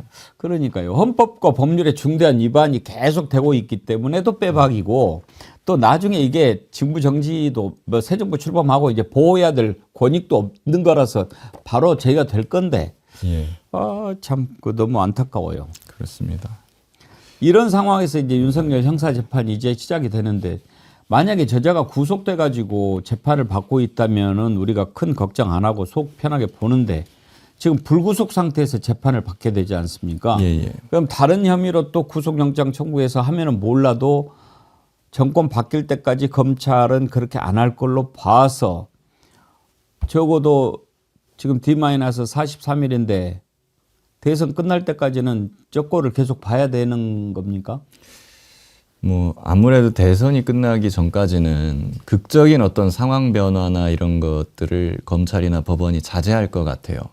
그렇기 때문에 뭐 대선 전에 재구속이 되는 일은 상정하기 어렵지 않나 그런 생각이 들고요. 물론 직위원 재판부는 당장이라도 전 재구속을 해야 된다고 봅니다만은 현실적으로는 대선 이후에 뭐 특검이라든가 다른 수사를 통해 가지고 구속이 이루어지지 않겠나 그렇게 생각합니다. 특별한 뭐 이유 없이 재구속할 수도 있습니까? 예.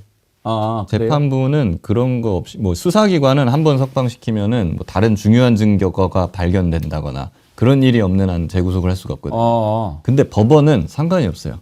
그렇군요. 예, 그냥 도주 증거인멸 우려가 있다고 인정만 되면 언제든지 직권으로 지금 당장도 구속영장 발부해서 잡아올 수가 있습니다. 직위원 판사는. 그래요? 예. 그러면 그렇게 하게 해야 되겠네요. 그러니까 그렇게 그냥 계속 저희가 요구를 해야 되는 것이고. 진작 말씀해 주시지. 저희가 사실 나가면서 제가 얘기를 많이 하긴 했었습니다만.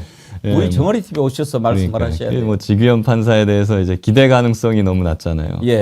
그렇게 안 할 것 같으니까 사실 사람들이 기대를 그런 안 방법이 했던 있군요. 게 크죠. 오케이. 예. 그럼 지금부터 이제 그거를 해야 되겠네. 당장 재구속해라. 그렇죠. 네가 책임져라. 그렇죠. 이게 사실은 도주 증거인멸 우려가 있으면 구속을 하는 거거든요. 예. 근데 보세요. 이거는 내란 수괴는 사형 아니면 무기징역이에요. 이 사람은 그 잠은 잘 오겠습니까? 사형 아니면 무기징역인데 당장 뭐 어디 도망가고 싶지 않겠어요? 그렇죠. 그럼 당연히 도주의 우려가 있는 겁니다. 예. 그리고 증거인멸은 말할 것도 없죠. 지금 뭐 보면 한덕수 대행이나 막 이런 사람들 하는 걸 보세요. 여전히 윤석열하고 뭔가 내통을 하고 있는 것 같은 그런 정황을 보여주지 않습니까? 그렇죠. 그걸 통해 가지고 지금 군이라든가 이런 내란 관련된 증거들을 지금 인멸하고 있는 거 아니냐. 김성은 차장도 그렇잖아요. 예. 그런 상황에서 지금 이 사람이 밖에 그냥 놔두면 증거인멸 염려가 허다한 거죠.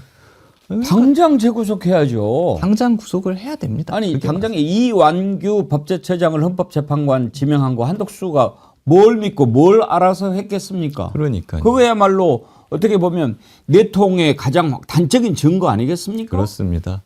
그렇기 때문에 지금 도주 및 증거인멸 우려가 매우 높다. 예. 그렇기 때문에 지규현 판사는 당장 구속영장을 다시 발부해가지고 수감을 시켜야 된다. 이게 저희 주장입니다. 그리고 결자 해지 아닙니까? 본인이 구속 취소했을 때는 상급 법원의 판단을 받을 걸로 예상하고 했는데 검찰이 즉시 항고를 하지 않아서 풀려났으니 내 예측이 틀렸으므로 상급 법원에 그것을 안 난다면 다시 재구속한다. 본인이 거둬들이기도 명분도 있지 않나요? 그럼요. 명분도 있고 그러한 사례도 많이 있거든요, 이미. 아, 뭔가 수사기관 구속 과정에서 절차적인 문제가 있었던 피고인에 대해서 법원이 이거는 구속에 문제가 있으니까 너 풀어줄게. 구속 취소야. 라고 하면 풀어줍니다. 법정에서. 구속 취소 땅땅 때리고 바로 1초 만에 너는 지금 도주 및 증거인멸 우려가 있으니까 다시 구속시킬 거야 하고. 그 자리에서 구속영장을 발부해서 재구속을 시키는 그런 사례들이 일반 사건에서는 꽤 많이 있습니다. 예. 알겠습니다. 오늘 아주 귀한 거 알았는데 오늘부터 제가 열심히 이제 지기현 판사를 상대로 조속한 윤석열 재구속을 촉구하는 얘기를 계속 해야겠습니다. 예. 그런 게 있었군요. 저렇게 돌아다니는 꼴을 보고 있으려고 그러니까 저뿐만 아니라 지금 열불이 나는 국민들이 하나 되겠습니까? 그렇습니다. 그리고 사실 구속을 시켜야 재판도 빨리 할 수 있어요. 그렇죠. 예, 구속시키면 뭐 일주일에 뭐 2번, 3번도 할 수 있잖아요, 재판을. 근데 이제 윤석열 저렇게 봐주고 감싸고 쩔쩔매고 이러는 모습 봤을 때 지기현 판사가 재구속 하겠느냐 그런 걱정되는 건데 아무튼 압력을 팍팍 넣어야죠. 예, 그리고 구속을 시키면은 좋은 것이 지하 주차장으로 출입시켜 주느라고 욕 안 먹어도 됩니다. 어차피 그 법무부 교정기관 교도소 호송버스 타고 올 거기 때문에. 그렇죠. 예. 지금 요 기록이 10만 쪽이라고 그러고 증인이 38명이라고 그러고 재판이 엄청나게 길어질 것 같은데 얼마나 예상하십니까? 1심 선고 기일을? 예전에 지규현 판사가 법정에서 한 9월 정도까지 목표로 하겠다. 그런 얘기 했습니까? 라고 말을 한 것이 있습니다. 뉴스에서 본 것 같은데요. 예. 그래서 아마 제가 보기에도 가을까지는 갈 것 같아요. 그런데 윤석열 측에서는 어떤 식으로든 이걸 질질 끌려고 할 것이기 때문에 뭔가 수단을 쓸 것이고 그럼 거기 영향을 받는다고 하면 겨울까지 우리가 봐야 되지 않나. 그런 생각입니다. 참 징글징글하네요. 징글징글해. 이런 재판은 좀 신속함이 생명이죠. 그렇기 때문에 구속을 시켜서 6개월 안에 원래 그런데 끝냈어야 이제 되는 거죠. 이런 것은 있을 수 있어요. 내란 혐의 관련해 가지고는 올 말에나 이제 1심이 된다 하더라도 새 정부 들어서서 특검해서 윤석열 부부 관련된 것들 쭉 이렇게 수사하다 보면 윤석열 구속할 만한 사안이 막 나오지 않겠습니까? 그러면은 윤석열 구속되고 다른 건으로 구속이 되더라도 일단 집어넣어 놓으면은 이 재판도 좀 속도를 낼 가능성이 생기지 않습니까? 아무래도 그럴 수 있습니다. 불구속돼 있으면 자꾸 막 나 어디 아파서 재판 못 나가겠다. 뭐 이번 주는 뭐가 있어서 못 가겠다. 막 이러면서 이제 자꾸 재판이 늦어지는데 구속되면 그런 말 못 하지 않습니까? 그러니까 아무래도 일단은 구속을 시키면 재판은 빨리 될 수 있을 겁니다. 윤석열 출국 금지는 돼 있다고 그러죠? 따로 풀렸다는 말은 못 들었어요, 제가.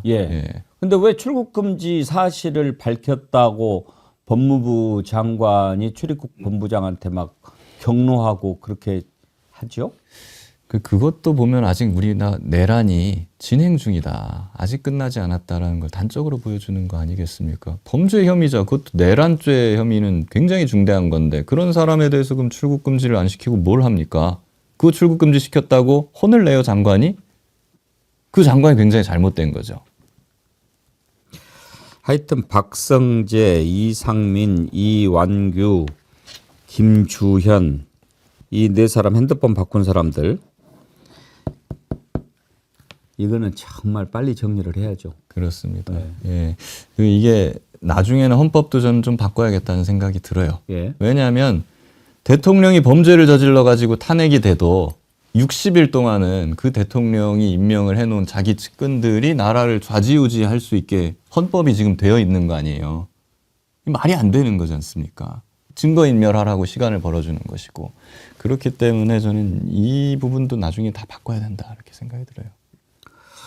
끝으로 조금 무거운 질문 하나 던지고 맞춰 보겠습니다.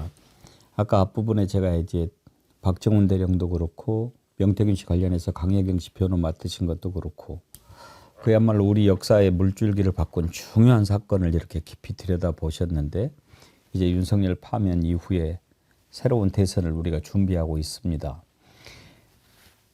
정말 치열한 역사의 소용돌이치는 그 현장을 지켜보셨던 분으로서 새로운 정부 정말 해야 될 일이 많은데 변호사님 생각하시기에는 어떤 일을 맨 먼저 하는 것이 옳다고 생각하십니까? 저는 이제 그런 생각은 들어요. 과거를 잘못된 사람들에 대해서 단죄를 하지 않으면 미래로 나아갈 수가 없습니다. 우리나라가 일제시대 때부터 그랬어요. 제대로 단죄를 못했으니까 계속 앞으로 나아가지 못하고 뭔가 50년, 60년이고 뭔가 계속 나아가지 못하고 그냥 그 소위 말하는 적폐 세력들이 나라를 지배하는 그런 걸 계속 봐왔지 않습니까? 일단은 청산을 해야 나아갈 수가 있는 겁니다. 그렇기 때문에 저는 과거 이제 정부에서 잘못해왔던 것들을 명명백백하게 밝히고 청산하는 것이 일단 최우선이고 그 다음에 미래를 준비할 수 있지 않나 그런 생각이 듭니다. 단죄, 청산이 가장 그렇습니다. 우선이다. 그렇죠. 잘못한 사람들을 놔두고 어떻게 우리가 미래를 얘기할 수 있겠습니까? 그런 식으로 하면 앞으로 어떤 범죄자들이 범죄를 저지르는 걸 두려워하겠습니까? 윤석열 파면 순간은 어디에 계셨습니까?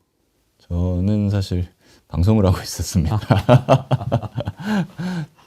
보실 때 어떠셨어요, 느낌이? 저도 약간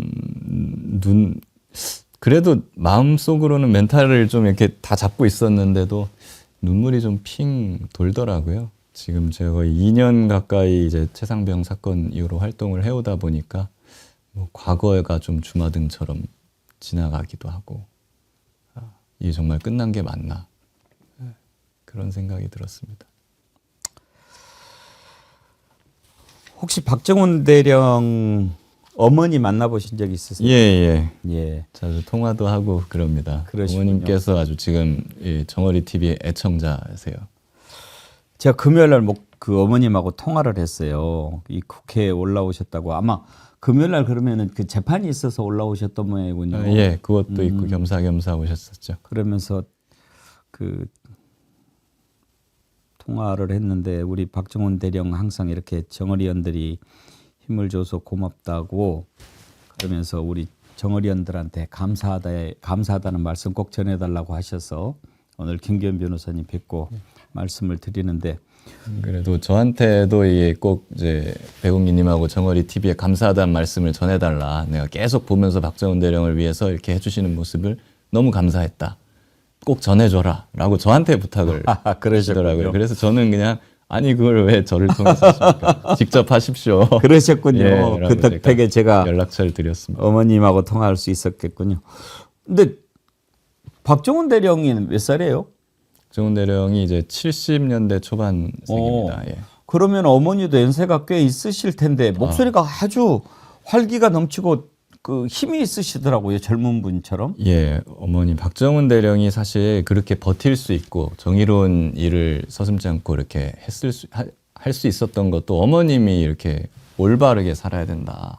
예, 그 사람들에 대해서 휩쓸리지 말고 오직 원칙과 정의와 원칙대로 해라라는 가르침이 있었기 때문이거든요. 그 어머님이 굉장히 열정적이시고 또 활동적이시고 예, 그 사람에 대해서도 굉장히 좀 엄하게 하시는 부분이 있으세요. 아마 그거를 또 박정훈 대령이 닮은 거 아닌가. 그렇죠. 그렇게 생각이 듭니다. 박정훈 대령의 그 강직한 그런 게 다 어머니의 가르침.